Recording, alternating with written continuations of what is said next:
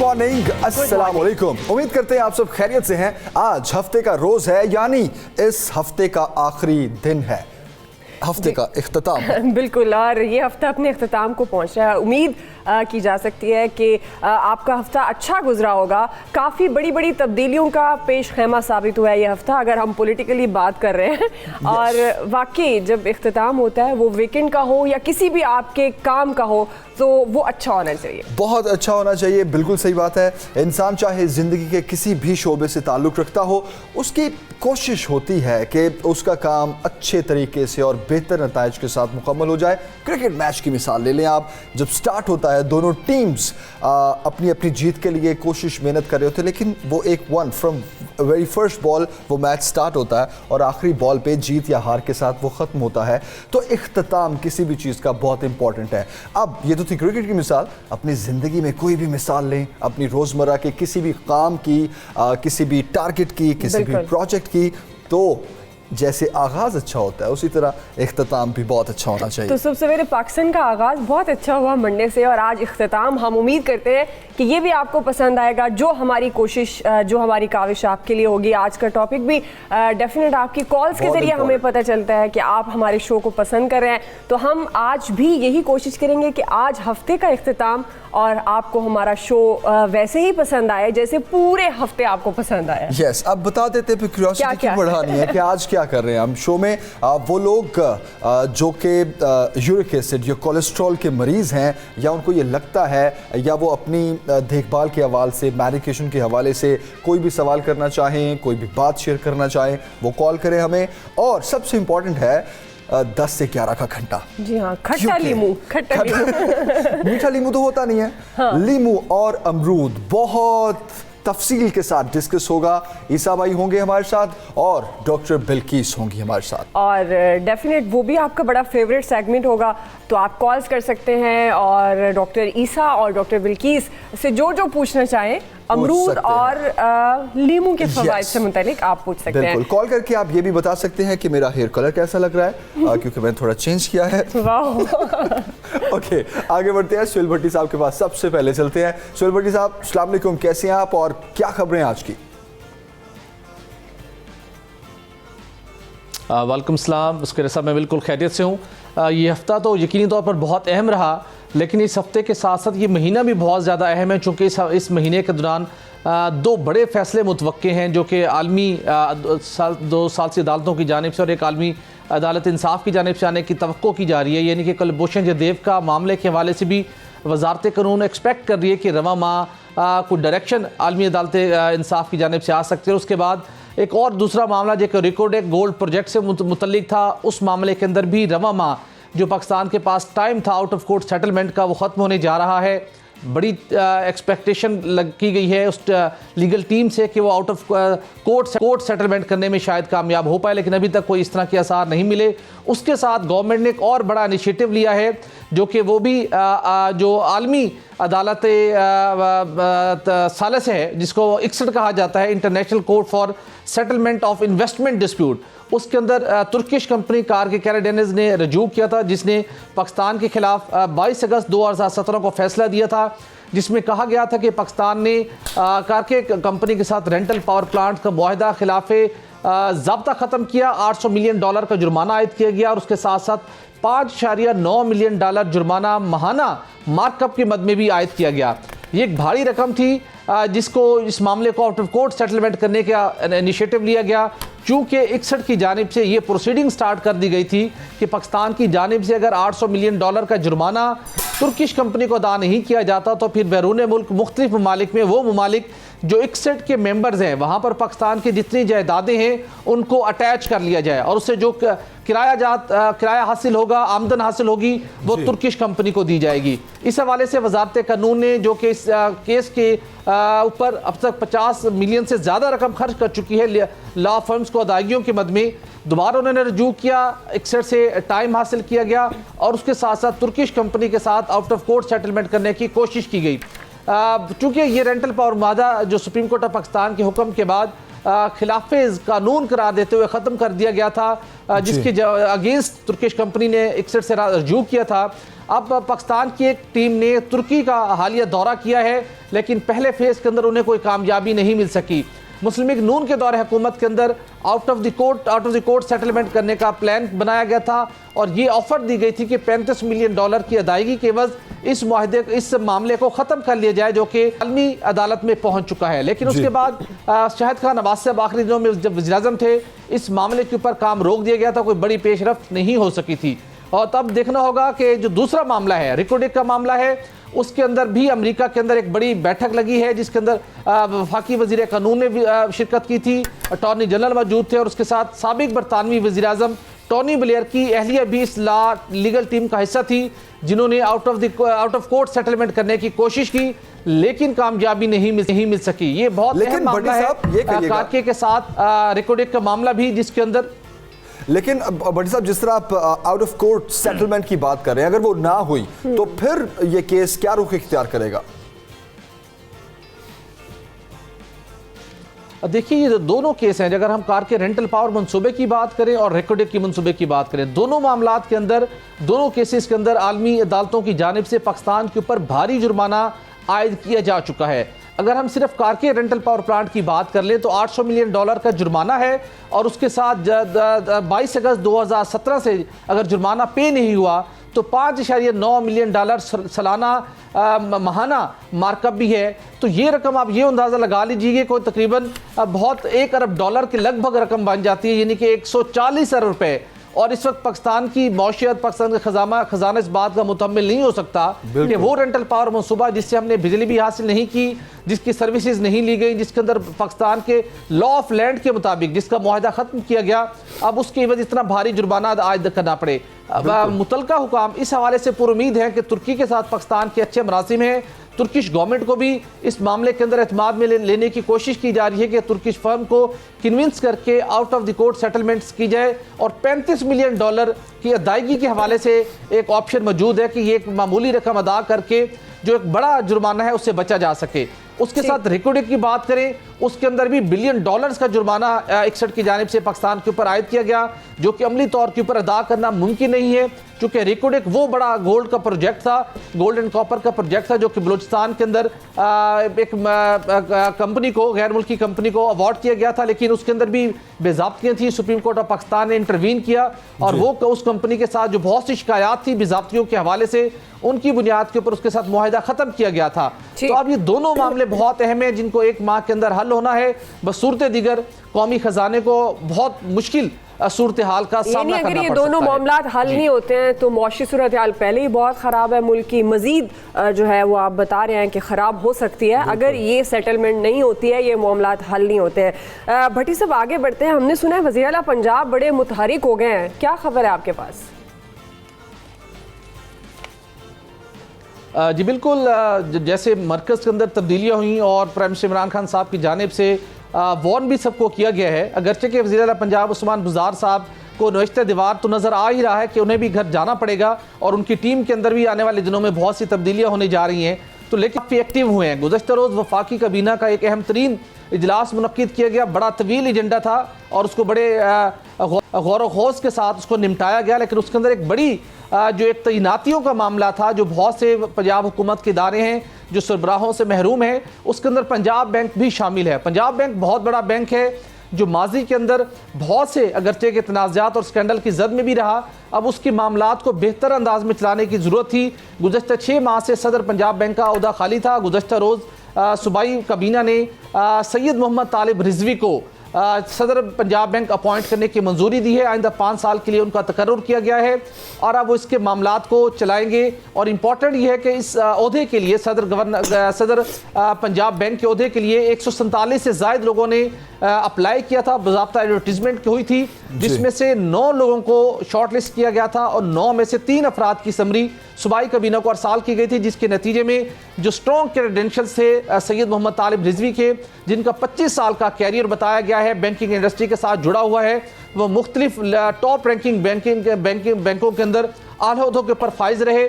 बहुत सी अहम जिम्मेदारी उन्होंने अदा की और उसके साथ साथ फॉरेन क्वालिफाइड हैं, ड्यूल मास्टर्स की डिग्री उनके पास है, मुख्तलिफ आलमी जो ट्रेनिंग के स्कूल्स हैं जिसके अंदर हम बात करें ING बेरिंग है, IFC है, स्टैनफोर्ड है और दीगर आलमी इदारों के अंदर उन्होंने मुख्तलिफ प्रोग्राम्स भी मुकम्मल किए।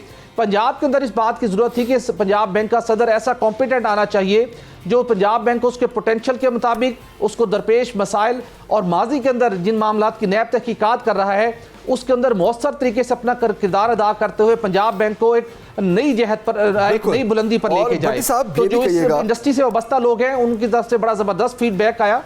बिल्कुल। और भट्टी साहब मैंने डेट नोट कर लिया है 20/4/2019, जो आप ये कह रहे हैं कि अब पंजाब में भी उखाड़ पिछाड़ होगी। लेट्स सी हम कब देखते हैं, क्योंकि एक एक्शन के बाद विफाक में, सेंटर में एक एक्शन के बाद तो हम देख रहे हैं कि जो CM पंजाब हैं वो मुतहर्रिक हो गए हैं। लेकिन ये कहिएगा कि जो बैंक ऑफ पंजाब के सदर की जो तैनाती है उनको अगर वो हो जाती है, लेट्स सपोज लाइक कल जिस तरह उसकी मंजूरी भी दे दी गई है, लेकिन वो जब आएंगे अपॉइंट हो जाएंगे, किस किस्म की मुश्किलात का सामना करना पड़ेगा उनको?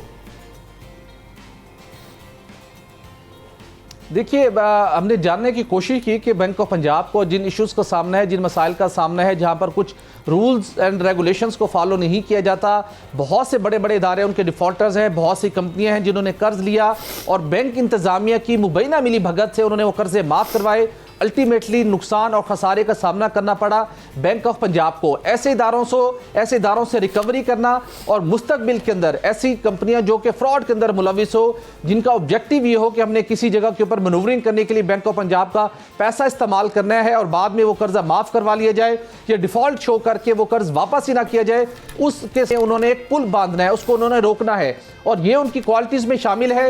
यही इसी बायस वो अपनी शोहरत रखते हैं कि वो बड़े बैंकिंग रेगुलेशंस के मुताबिक सिस्टम को रन करने की कैपेसिटी रखते हैं और जो स्ट्रेटेजिक बिजनेस के मामलात होते हैं उसके ऊपर उनकी बड़ी स्ट्रॉन्ग ग्रिप है। तो उम्मीद की जा रही है कि वो बैंक ऑफ पंजाब को बेहतर अंदाज में चलाने में कामयाब हो पाएंगे और खुद वो एक मशहूर ब्रॉडकास्टर मरहूम मोहम्मद रिजवी के फर्जंद हैं, जिनके वालिद ने भी सरकारी इदारे जिनकी पाकिस्तान टेलीविजन कॉर्पोरेशन के अंदर जिन्होंने बहुत ज़बरदस्त खिदमात सर अंजाम दी थी।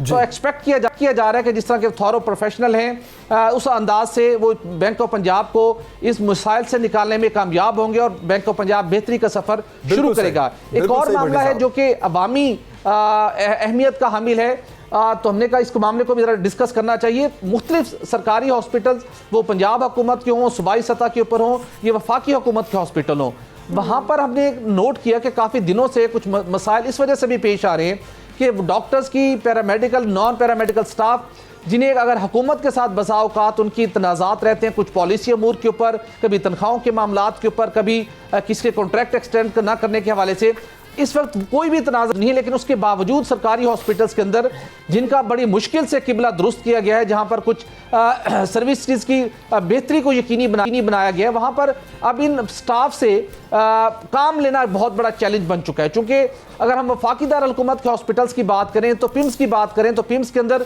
इस वक्त 10 यूनियंस काम कर रही हैं, 10 यूनियन और एसोसिएशंस काम कर रही हैं। पोली क्लिनिक की बात करें वहां पर भी कई एसोसिएशन और यूनियन मौजूद हैं, मुख्तलिफ शोबों के अंदर काम करने वाले किसी न किसी यूनियन का हिस्सा हैं और जब भी उनसे उनके मैंडेट के मुताबिक, उनके सर्विस स्ट्रक्चर के मुताबिक उनसे काम लेने की कोशिश की जाती है तो वो काम करने को तैयार नहीं है। वो चाहते हैं कि उनकी अटेंडेंस मार्क हो, तनख्वाहें मिले, लेकिन उन्हें ड्यूटी न करना पड़े। अल्टीमेटली यहाँ इन सरकारी हॉस्पिटल्स में आने वाले मरीजों को सफ़र करना पड़ता है। जब उनके खिलाफ कोई इंज़बाती कार्रवाई की जाती है तो वो फौरी तौर के ऊपर एहतजाज का शुरू कर देते हैं। पिम्स के अंदर आए रोज़ मुख्तलिफ यूनियंस हैं वो एहतजाज शुरू करती हैं मरीज़ों को ओपीडी के अंदर और डिफरेंट वार्ड्स के अंदर उनको सहूलियात मुयस्सर नहीं होती, अमले की किल्लत का सामना करना पड़ता है और उनकी बहुत मामूली से मामला होते हैं कि हमें एक्सप्लेनेशन क्यों जारी की गई, अगर मैं छुट्टी हासिल करना चाहता तो मुझे क्यों छुट्टी नहीं दी गई। तो यूनियन और ये एसोसिएशन गलत इस्तेमाल कर रही है अपने इस इक़दाम का और हुकूमत को चाहिए कि इसको एसेंशियल सर्विसेज एक्ट लगाने की जरूरत है कि अगर कोई पॉलिसी इश्यूज नहीं है, हुकूमत के साथ कोई तनाज़ा नहीं है और जहां मरीजों की गरीब मरीजों की तीमारदारी करनी है, उनको डिलीवर करना है और वहां पर आप काम करने को तैयार नहीं है, एक्सप्लेनेशन इशू हो तो आप एहतजाज शुरू करें, इसे रोकना होगा ऐसी यूनियंस को। बिल्कुल सही कह रहे हैं आप, बिल्कुल सही कह रहे हैं आप भट्टी साहब, क्योंकि strict action should be taken, क्योंकि अगर छोटी छोटी बात पर भी नाराज होकर हड़ताल कर देनी है और अल्टीमेटली खुमियाजा किसको भुगतना पड़ना है, अवाम को, बेचारे मरीज जो कि अस्पतालों में पड़े हैं, जो लाए जा रहे हैं। भट्टी साहब बहुत शुक्रिया आपका, थैंक यू सो मच। बहुत अहम खबरें थी जी आपने जो आज हमारे साथ शेयर की। आगे बढ़ते हैं और आपको बताते हैं कि आज बाबाए उर्दू मौलवी अब्दुल हक साहब की 149वीं सालगिरह मनाई जा रही है और इस हवाले से आपके लिए एक रिपोर्ट तैयार किया, वो देखिए।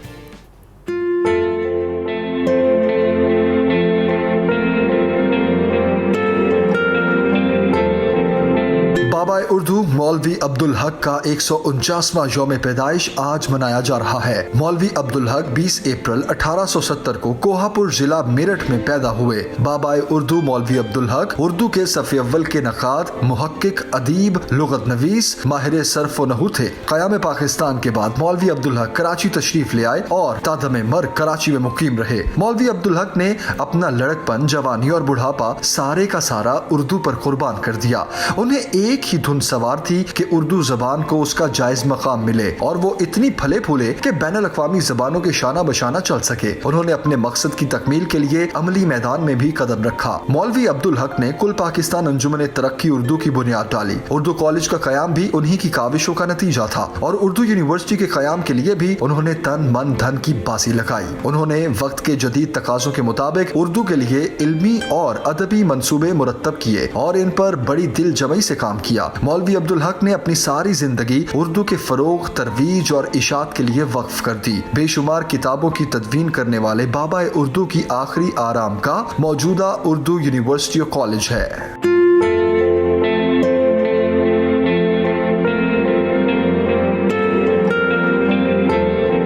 वेलकम बैक टू सबसे सवेरे पाकिस्तान। और जैसे कि प्रोग्राम के आगाज़ में हमने जिक्र किया कि आज हम आपको हमेशा की तरह एक और ही बड़ा मुफीद टॉपिक आपके लिए लेकर आए हैं। आप भी कॉल कर सकते हैं, हमारे साथ हमारा पूरा पैनल मौजूद होगा।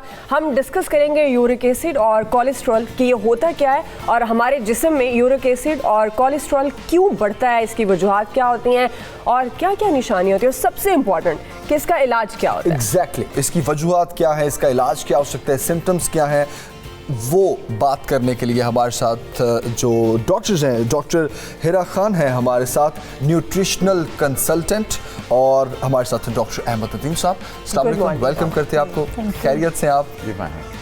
Thank you very much for joining us. सबसे पहले तो डॉक्टर साहब आपसे मैं जानना चाहूँगा कि यूरिक एसिड है क्या? ये बहुत से लोग इसमें कंफ्यूज भी हो जाते हैं और सही इसकी डेफिनेशन क्या है? How would you come to know कि आपको यूरिक एसिड है? बेसिकली यूरिक एसिड अगर हम इसको टेक्निकली कहें तो प्यूरिन आगे प्रोडक्ट है, बाय प्रोडक्ट है, प्यूरिन से डिराइव होता है। लेकिन हम मैसेज के लिए बात करें कि यूरिक एसिड क्या है और ये कैसे पता चलता है कि आपका यूरिक एसिड हाई है। या तो पेशेंट को सिम्टम्स होंगे, उसको अलामात होंगी, एक चीज़, और दूसरा ये कि हम उसके जो रूटीन चेकअप्स होते हैं हमारे, उसमें उसके लेवल्स हाई आ जाएं।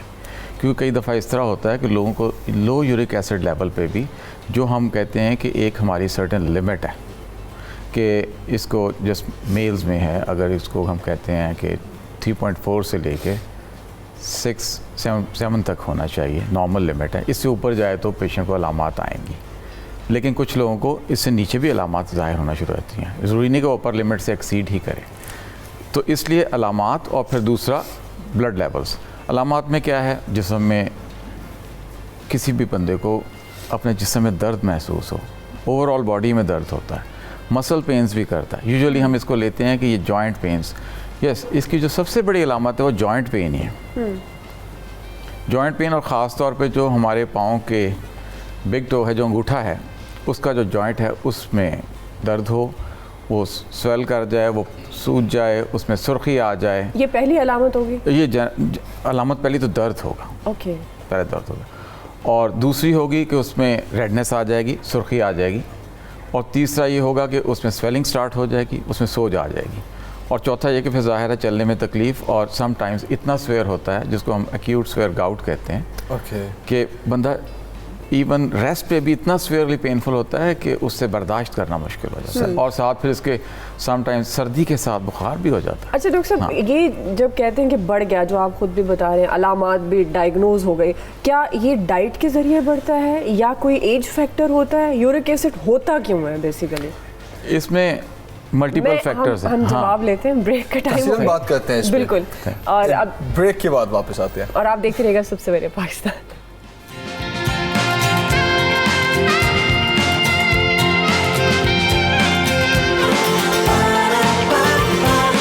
सुबह सवेरे पाकिस्तान, सुबह सवेरे पाकिस्तान।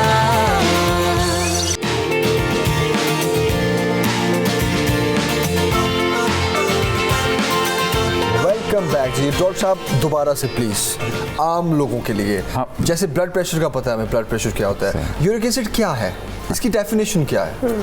यूरिक एसिड हम जो हम कुछ भी खाएं, अगर हम पानी भी पिएं तो उसमें हमारे अंदर यूरिक एसिड जाता है। लेकिन हर चीज़ में almost all eatables and drinkables have the uric acid. कुछ खुराक ऐसी है जिसमें कम मिकदार में है, कुछ ऐसी जिसमें ज़्यादा मिकदार में। बढ़ता क्यों है?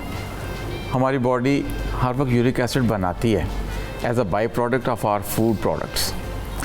हमारी बॉडी ने उसको एक्सक्रीट करना है कि वो नॉर्मल लिमिट्स में रहते हुए हमारे जिस्म से निकल जाए।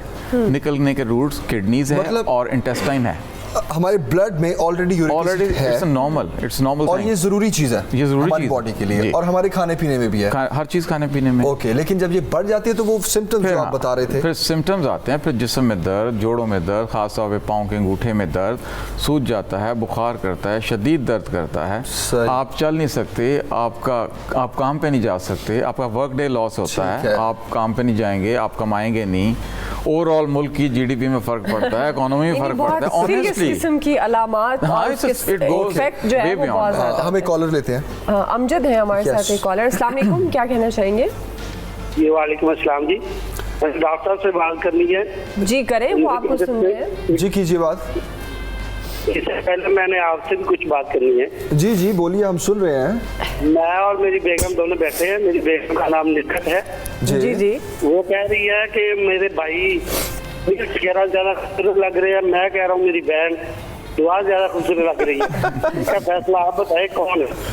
इसका फैसला आप ही करेंगे सीरियसली, और आपकी इस मोहब्बत और प्यार का बहुत शुक्रिया। भाभी को हमारी तरफ से सलाम कीजिएगा। सवाल आप क्या पूछना चाह रहे हैं? सवाल मैं ये कहता हूँ, मुझे यूरिक एसिड का प्रॉब्लम है। ओके, कितने अरसे से है? और मैं एक गोली खा रहा हूँ जेलॉरक 300 mg। ठीक है।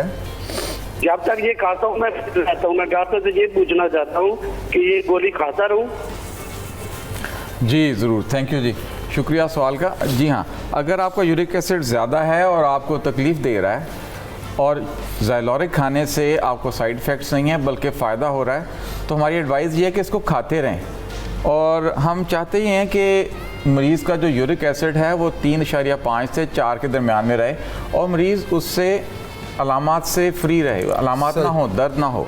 अच्छा, before going to the medication, उनको तो जवाब मिल गया होगा इसका। मैं कुछ और सवाल भी, कंटिन्यू इसको यूज़ करते रहे या नहीं, लेकिन मैं डॉक्टर इरा आपसे जानना चाहता हूँ, कौन से फूड्स ऐसे हैं जिनमें यूरिक एसिड ज़्यादा मिकदार में होता है, और वो जिनको यूरिक एसिड की शिकायत है या जिनको नहीं भी है? नॉर्मली हमें एक बैलेंस डाइट तो रखनी है ना, कि आप बहुत ज़्यादा इंटेक ना हो जाए यूरिक एसिड की, तो वो कौन कौन सी खुराक है जिसमें ज़्यादा है और जिसमें कम है, नॉर्मल है, ये सारी चीज़ें? In your question there is two questions यहाँ पे आ रहे हैं हमारे पास। एक तो ये कि जिनको यूरिक एसिड है वो क्या लें, एक वो जिनको यूरिक एसिड नहीं है but they want a balance diet, उनको भी एक बैलेंस डाइट चाहिए ताकि उनके कोई भी सडन लेवल्स आपकी बॉडी के अंदर एकदम से रेज ना हो, एक बैलेंसिंग डाइट की तरफ हो जाएं।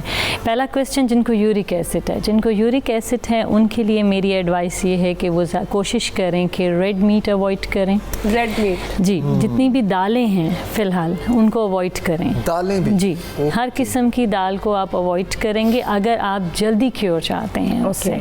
अगर आप जल्दी नहीं चाहते तो फिर वंस इन अ वीक आप इसको ऐड कर सकते हैं, बट जिस दिन आप खाएंगे उस दिन आप फील करेंगे कि आपके कैफ मसल्स, आपकी जो हील्स के मसल्स हैं उनमें पेन होगी एक सडन लेवल्स की, जो कि चलने में भी प्रॉब्लम देगी और उसमें लथार्जिकपन इतना ज़्यादा आना शुरू हो जाएगा आपके कि आप उस दिन कहेंगे कि बस आज मुझसे कुछ नहीं हो सकता है, because of the pains, because of the जो सिम्टम्स हैं उसके, क्योंकि किडनीज डिहाइड्रेट होना शुरू हो जाती हैं जिस दिन यूरिक एसिड का लेवल बहुत हाई हो जाता है आपका। तो किडनीज की डिहाइड्रेशन जो है वो आपकी पूरी बॉडी के ऊपर इम्पैक्ट करती है। चावल में भी होता है यूरिक एसिड? डेफिनेटली होते हैं। चावल नहीं खाने, रेड मीट नहीं खाना, दालें बिल्कुल छोड़ देनी है आपने, वेजिटेबल्स और मिनरल्स की डोज बढ़ा दें। क्योंकि जी मिनरल्स आते हैं आपके बिल्कुल लिक्विड फॉर्म में, आप कोई भी ले लें, जैसे क्यूकम्बर के जूस वगैरह मैं एडवाइस करती हूँ अक्सर लोगों को, क्यूकम्बर वैसे ही खाएं, अपनी हर मील के अंदर आपका होना चाहिए। और वेजिटेबल्स आपके ग्रीन्स ज़्यादा ऐड कर दें, जिसमें एक चीज़ आपने वेजिटेबल में माइनस करनी है वो है स्पेनिश, क्योंकि अगर आप पालक खाएंगे तो उससे आपका यूरिक एसिड बढ़ जाएगा। ओके, पालक भी नहीं खाना? नहीं खाने हैं। ओके, हम एक कॉलर गोभी भी, जो फूल गोभी है वो भी नहीं खानी? वो भी अवॉइड दोनों किस्म की गोभी या नहीं, सिर्फ फूल गोभी? फूल गोभी नहीं, कैबेज तो हम देते हैं, कैबेज क्योंकि यूरिक एसिड रेज। बंद गोभी खा सकते हैं जी? हाँ जी, कॉलीफ्लावर तो बहुत सारे चीज़ों के लिए नहीं अच्छी। अच्छा, हमारे साथ जैकबाबाद से कॉलर है जियाउल्लाह, उनसे बात करते हैं। जियाउल्लाह, अस्सलाम वालेकुम, क्या पूछना चाहेंगे आप? वालेकुम सलाम सर, मैं डॉक्टर साहब से एक बात पूछना चाहता हूँ। जी पूछिए। जी सर, एक तो जो है ना, रात को सोते हुए मेरी एक रान में काफ़ी पेन रहता है, और जब मैं काम करता हूँ काम के दौरान भी अपना जितनी बॉडी है उसमें सारा दर्द भी शुरू हो जाता है सर। अच्छा, रान में सामने की जानिब दर्द है आपके? रान में सर, टांग में। टांग, पूरी टांग में? जी पूरी एक ही टांग में रात को सोते हुए शदीद पेन होता है सर। अच्छा, और दिन में जब काम करते हैं फिर नहीं होता? नहीं सर, फिर उस टांग में तो नहीं आता, लेकिन पूरी बॉडी में फिर शुरू हो जाता है दर्द काम के बाद। अच्छा, उसमें तो फिर ये भी है ना कि देखना पर, इसके लिए आपका एग्जामिनेशन भी होना चाहिए कि आपकी टांग का जो दर्द है वो किस किस्म का है। उसके लिए आप किसी भी लोकल फिजिशियन से रब्ता करेंगे तो वो सर्टन एग्जामिनेशन के मनूवर्स होते हैं जिससे पता चलता है कि टांग के दर्द की वजूहात में कौन सी वजह आपको है। क्या इसमें कोई आपकी रीढ़ की हड्डी में प्रॉब्लम है, क्या वहाँ से कोई नस दब रही है जिसकी वजह से दर्द हो रहा है, या आपका वाकई यूरिक एसिड ही हाई है जिसकी वजह से आपको जनरलाइज बॉडी एक्स, जिससे पूरे जिस्म में दर्द है। तो इसके लिए बेहतर तो ये है कि आप अपने कोई लोकल जो आपके फिजिशियन हैं उनको एग्जामिन करवाएं और अपने खुराक को भी ठीक रखें। अगर आप काम की नौइयत क्या है, इसमें बड़ा ये मैटर करता है। आप क्या करते हैं जियाउल्लाह? जॉब करता हूँ, मेरा कोलेस्ट्रॉल भी बढ़ रहा है काफ़ी ज़्यादा सर। अच्छा जी, फिर तो बहुत ज़रूरी है कि आप अपना कोलेस्ट्रॉल के लेवल्स को बताएं कितना है, यूरिक एसिड कितना है, इसको देखना चाहिए और इन दोनों का इलाज करना चाहिए, क्योंकि ये सिर्फ दर्द तक महदूद नहीं रहता, ये आपके दिल पे भी असर करता है, आपके गुर्दों पे भी असर करता है, आपके ब्लड प्रेशर पे भी असर करता है, और आपके दिल की बीमारियां, दिमाग की बीमारियां, गुर्दों की बीमारियां होने में ये फिर चांसेस बहुत बढ़ जाते हैं, इनके इम्कानात बहुत बढ़ जाते हैं, इसलिए आपको इसका इलाज ज़रूर करना चाहिए। बिल्कुल सही जियाउल्लाह, बहुत शुक्रिया जैकबाबाद से कॉल करने के लिए। एक और कॉलर है हमारे साथ, शकीला है हमारे साथ। चलें जी, शकीला जा चुकी है, नाराज़ हो गए क्योंकि थोड़ा टाइम लग गया जियाउल्लाह की कॉल को। अच्छा डॉक्टर साहब, ये जो अगर बढ़ जाता है, जैसे डॉक्टर हीरा डाइट भी बता रही हैं कि ये खाना चाहिए और ये नहीं खाना चाहिए, इसको रोकना, बढ़े हुए को रोकना कितना ज़रूरी है और इसका इलाज जो है क्या मुमकिन है? जी एग्जैक्टली, जैसे कि मैं अभी बता रहा था जैकबाबाद वाले भाई को कि ये यूरिक एसिड सिर्फ जॉइंट पेन्स और बॉडी एक्स नहीं करता, इसको रोकना बहुत ज़रूरी है, क्योंकि ये हमारी जो शरियाने हैं, ब्लड वेसल्स हैं, उन पे भी इंजरी करता है। ये हमारी जो दिल की बीमारियां हैं उनमें भी बढ़ाव लाता है। जिन लोगों का यूरिक एसिड हाई होता है उनको दिल की बीमारियां होने के चांसेस ज़्यादा होते हैं, क्योंकि इसलिए कि यूरिक एसिड हाई जनरली जिनमें होता है, यूजुअली उनमें कोलेस्ट्रॉल भी हाई होता है और यूरिक एसिड, यानी ये दोनों बीमारियां साथ साथ चलती हैं? मोस्ट ऑफ द टाइम साथ साथ चलती हैं, not always but most of the time. और इनका इम्पैक्ट सिर्फ जॉइंट्स और मसल्स पे नहीं है, इनका पूरी बॉडी पे इम्पैक्ट है, क्योंकि यूरिक एसिड ने इन्फ्लेमेशन करनी है। उस इन्फ्लेमेशन है जिसको सोजिश कहते हैं, इसलिए आपको दर्द होता है ना, बुखार होता है सारा, वो तो शरीयानों में भी सोजिश करेगा, हार्ट की शरीयानों में भी सोजिश करेगा, ब्रेन के शरीयानों में भी। And it travels throughout the body. Exactly, जब वो सोजिश होती है तो फिर वहाँ पे लिपिड्स जो जिनका कोलेस्ट्रॉल हाई है वो ज़्यादा वहाँ डिपॉजिट होते हैं, डिपॉजिट हो गएंगे तो हार्ट की जो कोरोनरी आर्टरीज हैं, शरीयान है, वो क्लोज होना शुरू हो जाती है। इस तरह ब्रेन की आर्टरीज हार्ड और क्लोज होती हैं। फिर वो जो इसके ऊपर अगर किसी को ब्लड प्रेशर है, अगर ब्लड प्रेशर हाई रहता है तो फिर उनके ज़्यादा चांसेस हैं, खुदा ना खास्ता उनको ब्रेन हेमरेज हो सकता है, उनको हार्ट अटैक हो सकता है, उनका किडनी फेलियर हो सकता है। और ये uric acid chronic kidney disease करता है, ये आपके किडनी में स्टोन बनाता है। सही। और डिपॉजिट भी होता है, क्रिस्टल्स है ना, डिपॉजिट होते जाते हैं और आपके किडनी के फंक्शन को स्लोली खराब करते हैं। इसलिए ट्रीट करना बहुत ज़रूरी है। बिल्कुल सही। ट्रीटमेंट में लाइफस्टाइल मॉडिफिकेशन, डाइटरी प्रिकॉशंस, खुराक का exercise, yes, well in the later stage once it's controlled, once uric acid high, जब ये हाई है फिर एक्सरसाइज नहीं करनी, फिर ये जॉइंट्स को डैमेज करेगा। कंट्रोल है तब करें। यस, जब पहले इसको कंट्रोल करें फिर करें, वरना तो आप जॉइंट्स को डैमेज कर लेंगे और once joints are damaged they are not fully recovered. अच्छा, now लेट्स टॉक अबाउट, सबसे पहले तो हम कौन कौन सी बीमारियां हो जाती हैं, सिम्टम्स हमने कर लिए डिस्कस, और कौन कौन सी बीमारियां डॉक्टर हीरा जो कोलेस्ट्रॉल और यूरिक एसिड अगर हो आपको तो उन बीमारियों की तरफ ले जा सकती हैं? अच्छा, जैसे डॉक्टर साहब ने अभी बात की, मैं इनको कंटिन्यू करूँगी कि यूरिक एसिड की वजह से the main causes kidney disease, इसमें किडनी स्टोन्स और किडनी सिस्ट ये दोनों जनरेट हो सकती हैं और उसके थ्रू आपका urinary bladder and then intestine भी डिस्टर्ब होता है। इसीलिए यूरिक एसिड को सबसे पहले आप ट्रीट करें। एंड ये यूरिक एसिड एंड कोलेस्ट्रॉल अगर बोथ हाई हो जाते हैं देन हार्ट अटैक की तरफ आपकी बॉडी जाती है।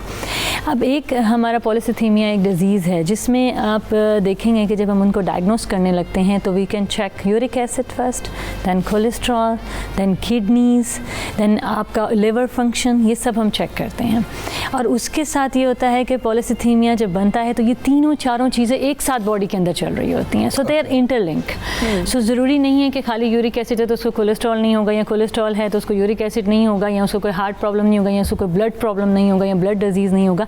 इट इज़ ऑल इंटरलिंक, क्योंकि एक ही बॉडी है। मैं हमेशा ये पेशेंट्स को कहती हूँ कि आपकी एक ही बॉडी है और एक ही बॉडी के अंदर अगर ये सब चल रहा है, अगर एक भी डिजीज़ चल रहा है तो वो मल्टीपल आपके सारे ऑर्गन्स के ऊपर इम्पैक्ट करेगा, बिकॉज वो गो थ्रू हो रहा है सारे ऑर्गन्स के साथ, देन वो आपका जो है वेस्ट मटेरियल में कन्वर्ट हो रहा है। स्पेशली आपके लिवर फंक्शन डिस्टर्ब होता है, और जब लिवर फंक्शन डिस्टर्ब होगा तो बॉडी कैन जनरेट ब्लड जो फ्लो हमें चाहिए, फिर विसल्स आपके मसल्स वीक होना शुरू हो जाते हैं, देन जॉइंट पेन्स और आर्थराइटिस। डेली लाइफ के रूटीन में अगर हम कहें कि हम कौन से ऐसे मिस्टेक्स कर रहे होते हैं, वो चाहे डाइट में हो, वो थ्रू एक्सरसाइज हो, जो हमें नहीं करनी चाहिए अगर आपका कोलेस्ट्रॉल बढ़ा हुआ, लाइफस्टाइल में हो?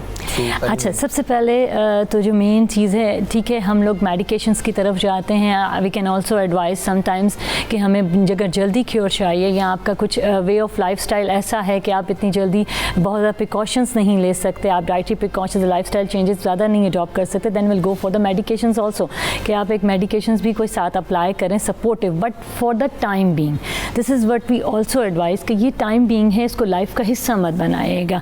मेरे पास अक्सर पेशेंट्स आते हैं, दे आर 2 years से कोलेस्ट्रॉल की टैबलेट खा रहे हैं। आई जस्ट सी देम कि ये क्या, आपको किसी ने ये एडवाइस नहीं किया कि ये फॉर द टाइम बीइंग आपको दी गई थी, इसके साथ आप प्रिकॉशंस लें डाइटरी, और अपनी लाइफस्टाइल थोड़ा सा चेंज करें, लाइक बाहर के food, junk foods, fried food ज़्यादा अप्लाई ना करें। ट्रू, आप बिल्कुल, बहुत अच्छा पॉइंट है ये। बहुत से लोग ये समझते हैं शायद वो मेडिसिन ले रहे हैं, दवाइयाँ खा रहे हैं तो बस ठीक है, बाकी जो मर्जी खाते रहे। भाई एहतियात पर, ऐसा नहीं है कि दवाइयाँ जो है, कुछ ऐसी चीज़ें हैं जो कि कोलेस्ट्रॉल को बढ़ाती हैं टेम्परेरीली, और कुछ होता है familial हाइपरकोलेस्ट्रोलीमिया।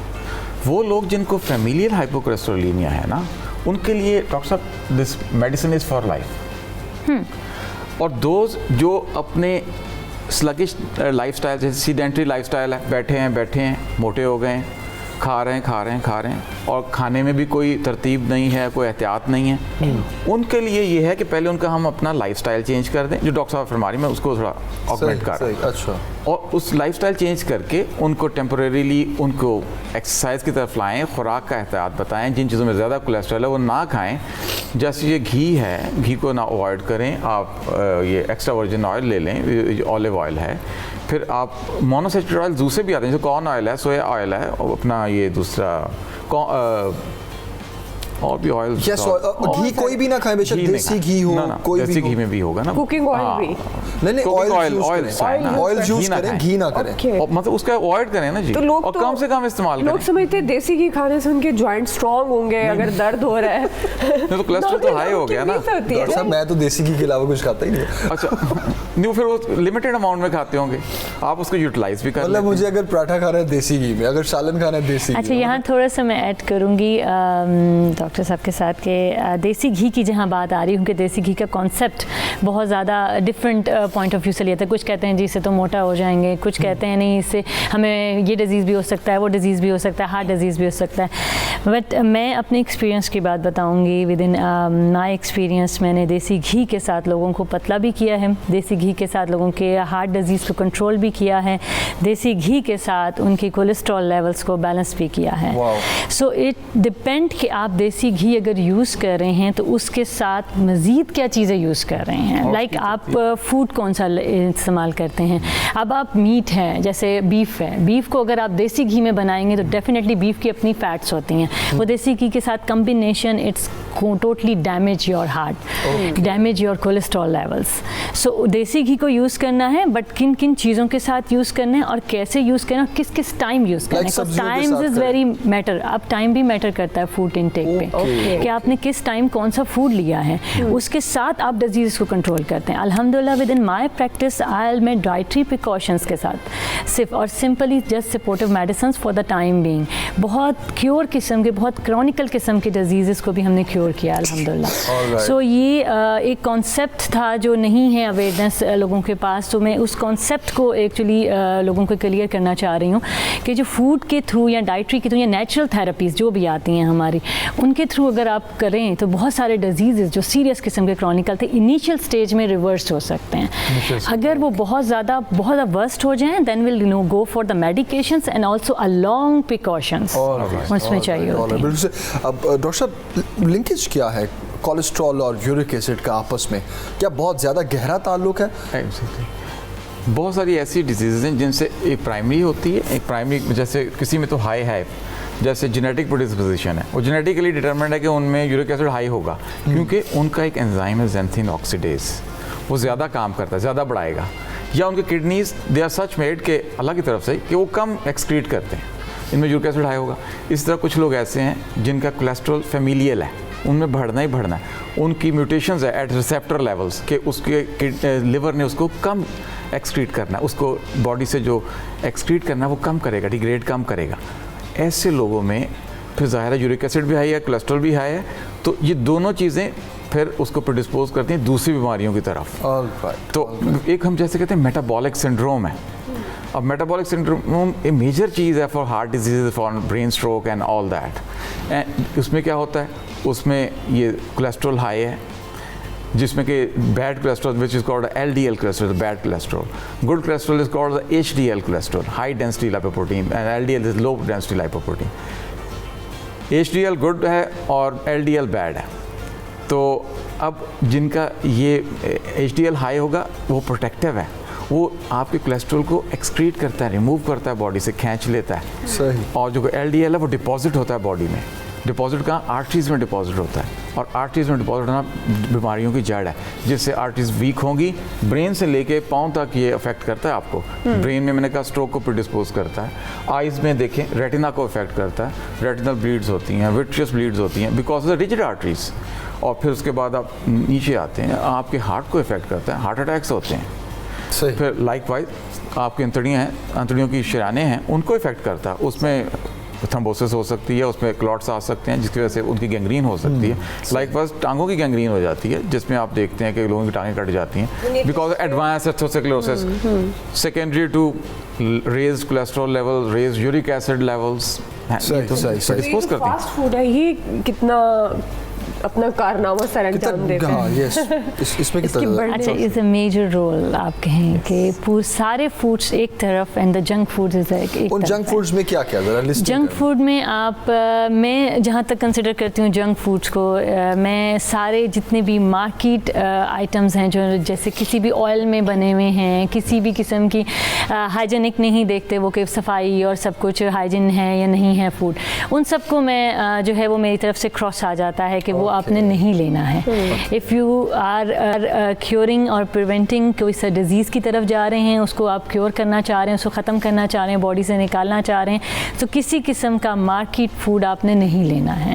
You have to cook on home, आप घर में बनाएं इसको, आप घर में इसको कुक करें और घर में ही उसी को लें। इवन के लिक्विड जो मार्केट जूसेस होते हैं जिनमें डिफरेंट किस्म के केमिकल्स होते हैं, कोई उसको स्टोर करने के लिए उसमें डाले जाते हैं, दैट इज़ अ नीड। तो हम ये नहीं कह सकते कि भाई वो गलत हैं वो, लेकिन वो अपनी तौर पे तो सही कर रहे हैं, बट फॉर आर बॉडीज़ वो ठीक नहीं है। एक नॉर्मल बॉडी भी अगर बहुत ज़्यादा जंक फूड्स या इस तरफ जाएगी मार्केट जूसेस की तरफ, तो एक लेवल्स आएंगे कि उनकी भी डिस्टर्बेंस शुरू हो जाएगी बॉडी के अंदर, और कुछ नहीं होगा तो न्यूट्रिएंट्स वीक हो जाएंगे बॉडी के अंदर।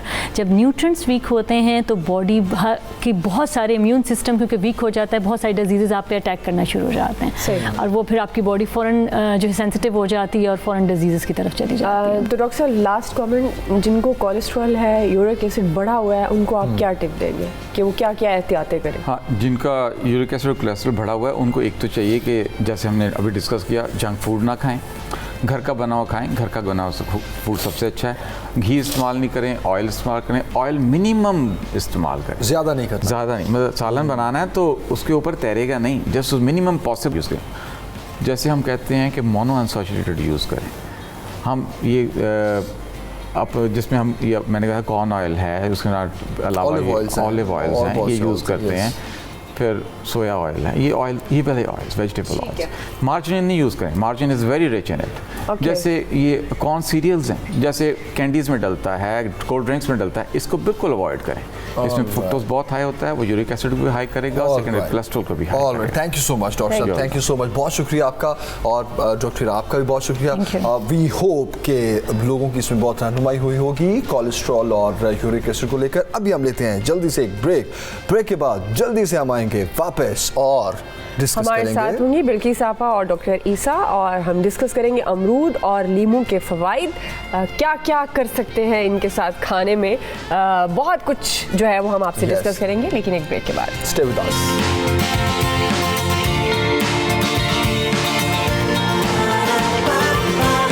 सुबह सवेरे पाकिस्तान, सुबह सवेरे पाकिस्तान।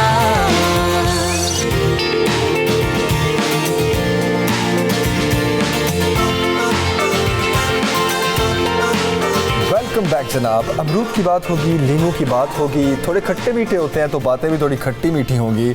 गर्मियों में ख़ास तौर पर ज़्यादा इस्तेमाल होता है लीमू का भी, अमरूद का भी। तो इसके बारे में जानेंगे कैसे इसके जो अज्जा हैं वो अपनी खुराक का हिस्सा बनाया जा सकता है और इससे फ़ायदा किस तरह उठाया जा सकता है। ये सारी बातें हम डिस्कस करेंगे, और डिस्कस किससे करेंगे, हमारे साथ हैं डॉक्टर ईसा और डॉक्टर बिल्किस। आप दोनों को अस्सलाम वालेकुम। वालेकुम अस्सलाम। वालेकुम अस्सलाम। कैसे आप, खैरियत से हैं? अल्हम्दुलिल्लाह। जी अल्हम्दुलिल्लाह ठीक ठाक। दैट्स पहले ग्रेट। तो ये बता दें, ये छींकों का इलाज लीमू से किया जा सकता है? बिल्कुल किया जा सकता है और बगैर काटे हुए किया जा सकता है। वो कैसे? आप लेमन उठाएं हाथ में और इसको पकड़कर 3 से 4 दफ़ा सूंघें, छींके भी बंद हो जाएंगे, नज़ला भी सही हो जाएगा। क्या बात। करके देख लीजिए। क्या बात है। ये लेमन, अच्छा वैसे रियली पड़ा, ये लेमन पड़ा है, तुम्हें छींके आ इससे मुझे ठीक नहीं होंगी। वो कह रहे हैं रियल वाला लीमू होना चाहिए ना। अभी मंगवाते हैं रियल वाला। अल्लाह ताला की, हाँ, अल्लाह ताला की नेमतों में से एक बहुत बड़ी नेमत है लेमन। अगर लोगों को पता चले, हम अभी तक इसको न्यारी तक डाल रहे हैं और कुछ चीज़ों में ब्यूटी की बहुत सारी प्रोडक्ट बनाई जा सकती हैं। बालों के लिए बहुत अच्छा होता है, मैदे के लिए बहुत अच्छा होता है। बल्कि अभी गर्मी आएंगी, आप देखते हैं अक्सर बच्चों को, बड़ों को नक्सीर हो जाती है तो लोग परेशान हो जाते हैं। ऐसी सूरत में कभी आप इसको चेक कर लीजिएगा। लेमन काट के सिर्फ 1-1, 2-2 कतरा नाक के अंदर डाल दें, उसी वक्त नक्सीर बंद हो जाती है। Oh very nice very nice. अच्छा ईसा भाई और बिल्की साहबा, सबसे पहले तो आप लोगों का माशाल्लाह फीडबैक इतना अच्छा है, इतनी फ्रीक्वेंट कॉल्स आती हैं, सोशल मीडिया पे भी मैसेजेस, तो सबसे पहले तो आप कोई कंसेशन अनाउंस करें 92 के जो व्यूअर्स हैं, ये जो कॉलर्स हैं हमारे रेगुलर, उनके लिए अगर आपको आपके पास वो आना चाहते हैं, विजिट करना चाहते हैं, कितना डिस्काउंट देंगे? भाई बल्किस बापा से तो मुकाबला नहीं है, वो तो 3 दिन फ्री कर देती है।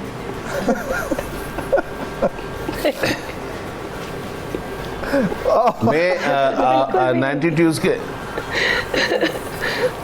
मैं 92 के जितने भी व्यूअर्स हैं पूरे पाकिस्तान में और पाकिस्तान से बाहर सबके लिए 2 दिन के लिए 50% ऑफ कर देता हूँ। अरे वाह, ठीक हो गया। तो सबसे पहला पेशेंट मैं आज हूँ का दिन भी, कल का दिन भी। अच्छा ईसा भाई सबसे पहली पेशेंट मैं हूँ 50% डिस्काउंट पे। यस बिल्कुल बहुत जी, TCS के थ्रू आपके पास पहुँचाएंगे। तो आप कितना कंसेशन देगी, आपसे ना लिया जाए? नहीं क्यों नहीं लिया जाए, मैं 20% ऑफ दूंगी। अपनी तमाम जितनी नेचुरलाइज की प्रोडक्ट्स हैं उस पर मैं 20% ऑफ दे रही हूँ। ओके, वैसे आपा जो होती हैं वो बड़ी होती है, उनसे कंसेशन लिया नहीं जाता, लेकिन आपने कंसेशन दे दिया, थैंक यू सो मच, बहुत शुक्रिया आपका। नहीं, ऐसी कोई बात नहीं है, आप अभी कंसेशन देती है, लेकिन नेचुरलाइज जो है हमने इसके प्राइस, हमारी जो प्रॉफिट मार्जिन है वो सिर्फ किसी में 25%, किसी में 30% रखा है। तो जब मुझसे कंसेशन मांगते तो मुझे हंसी बहुत आती है, लेकिन मैं कहती हूँ कोई मसला नहीं, मैं 20% कॉस्ट टू कॉस्ट इंसान दे सकता है, लेकिन उससे नीचे मैं नहीं वो कर सकती। और ये 3 दिन कौन से हैं जो ईसा भाई कह रहे थे? जैसी हूँ, ऑफ स्क्रीन भी ऐसी हूँ। और ये नहीं, मैं आपको बता देती हूँ, टिल रमज़ान मेरे यहाँ पर ऐसा है कि रमज़ान तक 20% और तमाम डिस्ट्रीब्यूटर के पेजेस पर, मेरे क्लिनिक में नेचुरलाइज की प्रोडक्ट्स पर याद रखिएगा। ओके नाइस, क्योंकि वो यहाँ आके कहते हैं कि ना ऑल राइट, ठीक है। अभी हम फिर जब तक मतलब जी पहली रमज़ान तक है, बल्कि 5 रमज़ान 5 तक, ठीक है। Okay done. चलें अमरूद और लीमू पे आते हैं। आपसे करते हैं स्टार्ट। सबसे पहले क्या लीमू डिस्कस करेंगे, अमरूद? मेरे पास अमरूद है, अमरूद को डिस्कस करेंगे कि अमरूद से क्या क्या हो सकता है। ठीक है आपा, लेट्स गेट स्टार्टेड विद अमरूद। हाँ अच्छा, अमरूद की सबसे पहले मैं बात करूं तो पत्तों की हम बात कर लेते हैं, सही है? अच्छा, हर दरख्त की एक उसूल होता है कि जब तक इस पे फूल ना बने तमाम ताकत इसके पत्तों में होती है। अच्छा, जब फूल बन जाता है तो तमाम ताकत फूल में चली जाती है, फिर फल में चली जाती है। और अमरूद एक ऐसा पौधा है जिसमें साल में 2 दफ़ा भी फल आता है। और लेकिन इसके पत्तों की एक ख़ास बात है कि अगर फल बन रहा हो या फूल बन रहा हो तो भी इसकी इफादियत ख़त्म नहीं होती। इसको अमृत फल भी कहा जाता है, यानी ज़िंदगी देने वाला फल। अब ये जो इसके जो सबसे पहले एक होता है बैड ब्रेथ, मुंह से गंदी स्मेल आना, और वो आंतों की खराबी की वजह से हो सकता है, पायोरिया की वजह से हो सकता है। तो उस शक्ल में अमरूद के पत्तों का कहवा बेहतरीन इलाज है कि आपने अमरूद के पत्तों का कहवा बनाना है। वो कैसे बनाना है मैं आपको बता देती हूँ। आपने 2 से 3 अमरूद के ताज़ा पत्ते लेने हैं। अच्छा, जहाँ पे अमरूद नहीं अवेलेबल होता है, सीजनल अवेलेबल होता है, तो उस ज़माने में वो उनके पत्ते जमा करके, जैसे दूसरे पत्ते सुखाए जाते हैं ऐसे सुखाकर भी रख सकते हैं। उसके बाद इसको आपने क्रश किया। क्रश करने के बाद आपने इसमें जो चीज़ें मिलानी है वो है सौंफ। अगर गुलाब की ताज़ा पत्तियाँ मिल जाए तो क्या बात है। हमारा देसी गुलाब, 1 अदद आपने देसी गुलाब डाला और आपने इसमें डाला पानी। इसका कहवा बनाया और ये कहवा आपने पिया।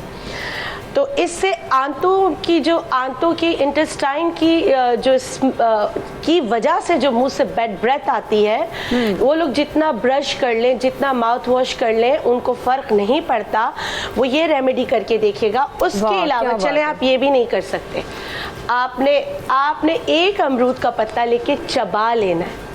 मगर एक बात याद रखिएगा, क्या पता इस पे स्प्रे किया हुआ हो, क्या पता कोई मतलब कि स्प्रे वगैरह करके मार्केट में लाते हैं, तो उसको धोना ज़रूरी है। उसके बाद इसको जो जैसे हम पान का पत्ता चबाते हैं, ऐसे आप अमरूद का पत्ता चबाएं। ये आपके पायोरिया को भी सही करने में मदद करेगा, आपके इंटेस्टाइन की वजह से जो बैड ब्रेथ है उसको ख़त्म करने में मदद करेगा। उसके अलावा आपके बालों को रंग देने के लिए बहुत अच्छा है। कलर के लिए, बाल बहुत गिर रहे हैं, आपने बहुत रेमेडीज कर ली, आपने सब कुछ कर लिया, आपका बाल गिरना नहीं रुक रहा है, अमरूद के पत्तों को उबालें, उसको अपने बालों में मतलब कि स्प्रे करें। आप देखेंगे एक तो जो स्मेल आती है बालों से वो ख़त्म होगी, और आपका बाल अगर फंगस की वजह से गिर रहा है, और फंगस वो जैसे हम एक दफ़ा अभी हमने धोया और जैसे ही 1 घंटा नहीं गुजरा आपके बालों में ऑयल आना शुरू हो जाता है, वो कंट्रोल होना शुरू हो जाएगा और आपके बाल गिरना रुक जाएंगे। और क्या क्या फ़ायदे होते हैं अमरूद के? बिल्किस साहबा, और क्या क्या फ़ायदे होते हैं? क्या इसके कोई नुकसानात भी होते हैं? मैं नुकसानात देखें होते हैं, नुकसानात उनको होते हैं जिससे उसको एलर्जी हो सकती है। मुझे अमरूद से एलर्जी है, मैं अगर अमरूद खाती हूँ तो मुझे इचिंग स्टार्ट हो जाती, और इसके नुकसानात रेयर होते हैं। अमृत फल में ऐसा है कि अगर आप किडनी पेशेंट है तो भी आप आधा अमरूद खा सकते हैं अगर आपका डॉक्टर इजाज़त देता है तो। विटामिन सी बहुत ज़्यादा होता है इसमें, और लेकिन बीजों की वजह से ये कहा जाता है कि अगर पथरी बन रही हो तो ये बीज नहीं खाना चाहिए। सबके स्कूल्स ऑफ थॉट डिफरेंट है। मैं उस स्कूल ऑफ थॉट से बिलोंग करती हूँ कि अगर कोई चीज़ आपको मतलब कहा जाए, मान लेने में कोई हर्ज नहीं है। इसमें बहस में नहीं पड़ना चाहिए कि बीज से ये होगा या वो होगा, तो बीज जो है वो ना खाएं। पका हुआ अमरूद जो है वो आपके मैदे के लिए बहुत अच्छा है, और अगर अमरूद की डाइट की जाए कि रोज़ाना एक दिन का मील जो है स्किप करके आप 5 अमरूद उसकी जगह खा लें, आपका वेट बहुत जल्दी रिड्यूस करने में आपकी मदद करता है, आपके मेटाबॉलिज्म को तेज करता है। मगर उसके लिए आपको पका हुआ अमरूद खाना है। ओके, अच्छा एक कॉलर लेते हैं आप, फिर आपके पास आते हैं। कच्चे हालत में भी बहुत अच्छा है। जी जी, अरीज है हमारे साथ चीचा वतनी से। अरीज, अस्सलाम वालेकुम, क्या पूछना चाहेंगी? हेलो, अस्सलाम वालेकुम। हेलो अरीज, वालेकुम अस्सलाम, क्या कहना चाहेंगी, क्या पूछना चाहेंगी? जी, मैं डॉक्टर से बात करनी है, बल्कि आपा। जी, वो आपको सुन रही हैं, कीजिए बात। आपा आपने अभी बताया ना कि बाल हेयर फॉल का। वालेकुम सलाम, कैसी हैं आपा? जी जी, अल्लाह का शुक्र। तो मुझे अपनी स्किन के बारे में मुझे अपनी स्किन के बारे में पूछना था, टू टोन स्किन के लिए, और मुंह पे एक्ने बहुत ज्यादा है। अच्छा, मैं भी बता, गर्मियों में भी और सर्दियों में मुझे आप कुछ प्रोडक्ट चाहिए। ऑल राइट, ठीक है अरीज, प्रोडक्ट चाहिए क्या, कौन? ठीक है, आपको एक्ने है तो आपको एक्ने की मैं चीज़ें जो हमारी प्रोडक्ट में मिल जाएगा, अगर मुझे आपका नंबर मिला तो। ठीक है जी जी जी। अरीज, आपका नंबर हम आपा को अभी मैसेज कर देते हैं, ठीक है?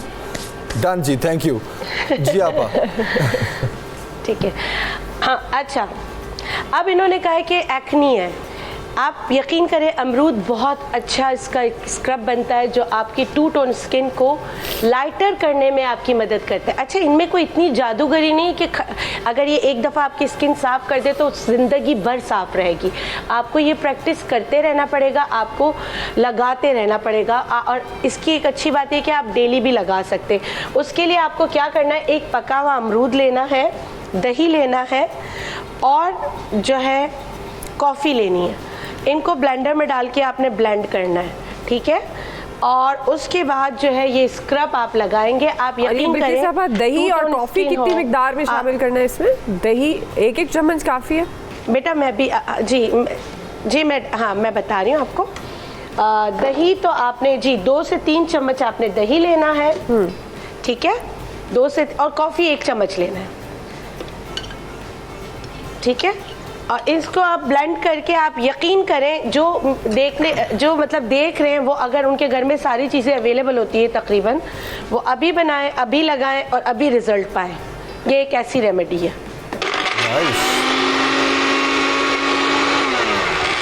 बहुत ही ज़बरदस्त सा बनता है ये। थोड़ा सा इसमें मैं दही की मिकदार इसलिए ज़्यादा कर रही हूँ ताकि पिस जाए, क्योंकि तादाद बहुत कम है। अच्छा, आप इसको बनाकर रख भी सकते हैं, ठीक है, 1 हफ्ते तक आप रख सकते हैं।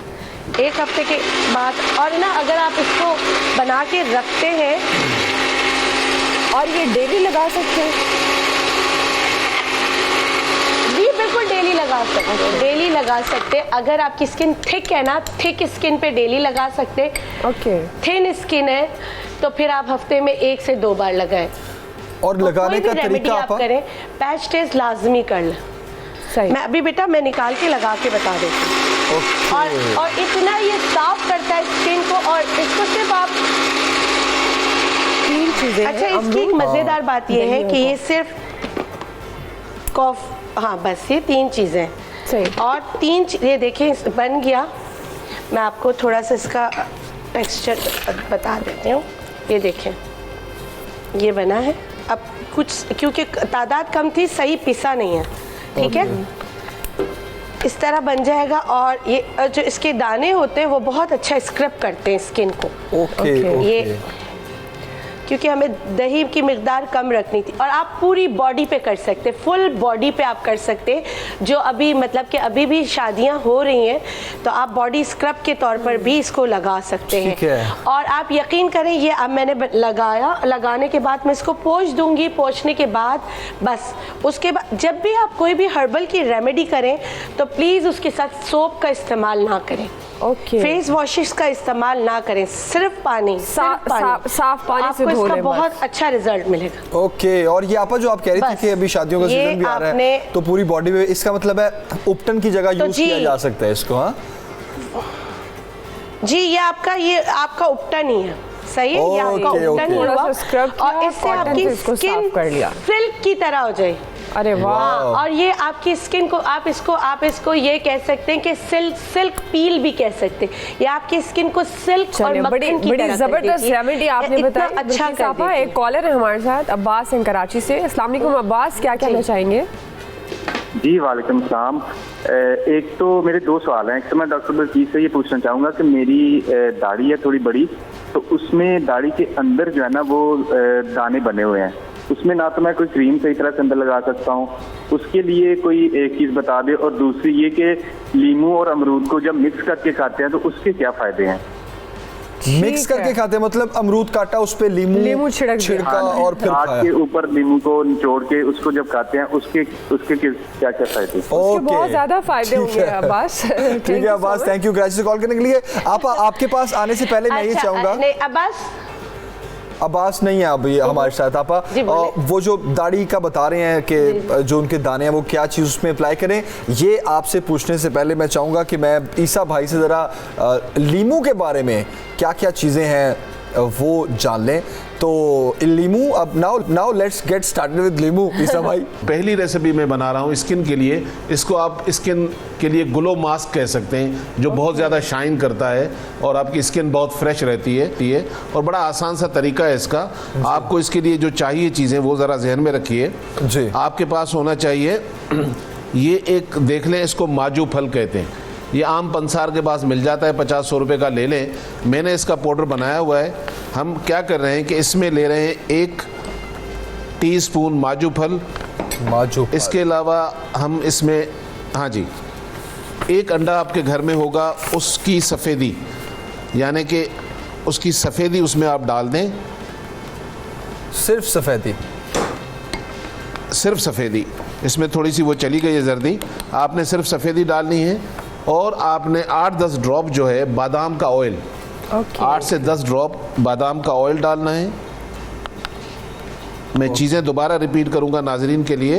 अंडे की सफ़ेदी लेनी है आपने, लेमन लेना है आपने 1 टेबल स्पून के करीब, और माजो फल लेना है आपने 1 टीस्पून। बादाम के चंद ऑयल के ड्रॉप्स डालने हैं। इसको अच्छी तरह मिक्स कर लीजिएगा। आप जब इसको मिक्स करेंगे तो इसमें झाग बन जाएगी। अच्छी तरह इसको मिक्स कर लें। उसके बाद आप इसको ब्रश के साथ आप अपने फेस पे लगाएंगे, 1 लेयर लगाकर 1-2 मिनट छोड़कर फिर दूसरी लेयर लगाएंगे, फिर तीसरी लेयर लगाएंगे, यानी कि हर 2 मिनट के बाद 1-1 लेयर लगाकर अराउंड कोई आप 20 मिनट इसको छोड़ दें। 20 मिनट के बाद ये ड्राई हो जाएगा और उसके बाद आप इसको ठंडे पानी से वॉश कर लें सिर्फ। ये पहली एप्लीकेशन में आपको पता चलता है कि आपकी टू टोन स्किन कम होने लगी है, बहुत ज़्यादा ग्लो और फ्रेश लगता है, तो आप ये इजीली अपने घर में बना सकते हैं। तो इसे भाई ये सेंसिटिव स्किन, ड्राई स्किन, ये सब यूज़ कर सकते हैं ऑल टाइप स्किन पर? ज़्यादातर ऑल टाइप स्किन है। ड्राई स्किन वाले गर्मियों में उनकी भी ऑयली हो जाती है, लेकिन अगर किसी की, बहुत कम लोगों की गर्मियों में ड्राई रहती है, वो सिर्फ लेमन थोड़ा सा कम कर देंगे, दैट्स इट। ड्राई स्किन के लिए सिर्फ लेमन को कम करना है, बाकी चीज़ें वैसी ही रहेंगी।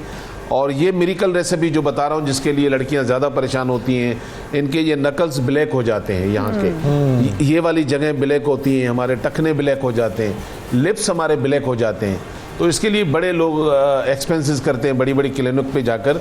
और अल्लाह ताला की दो नेमतों में से मैं आपको बता रहा हूँ, बड़ा आसान है, आपके घर में होंगी ये चीज़ें। एक तो आपने ब्राउन शुगर लेना है, 2 टेबल स्पून आप ब्राउन शुगर ले लें, जो बआसानी अवेलेबल है, पिसा हुआ। अच्छा, ब्राउन शुगर के साथ इस जी पिसा हुआ, इसके साथ आप ऐड करेंगे सी सोल्ट, यानी कि समंदरी नमक।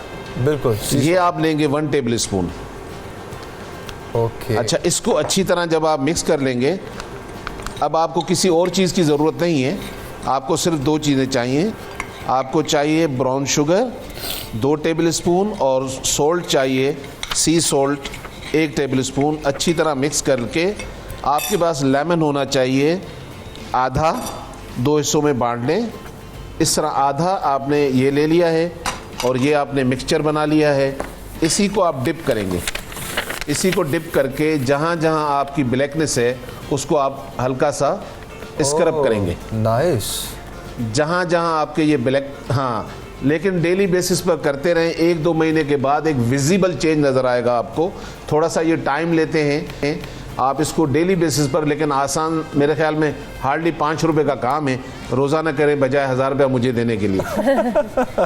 नाइस। अच्छा, एक कॉलर है हमारे साथ, वहीद लाहौर से। वहीद, अस्सलाम वालेकुम, क्या पूछना चाहेंगे? वालेकुम सलाम। जी, मेरा आपसे ये सवाल ये है कि मुझे नज़ला ज़ुकाम है, आज 10 साल से नज़ला ज़ुकाम है जी मुझे। नज़ला ज़ुकाम है आपको 10 साल से? जी जी जी। ओके। उसके लिए मुझे मशवरा दे, मैं क्या करूँ? तो ये मैंने बहुत खाई है, आराम नहीं आ रहा जनाब। और ये कोई सीजनल है या पूरा साल रहता है?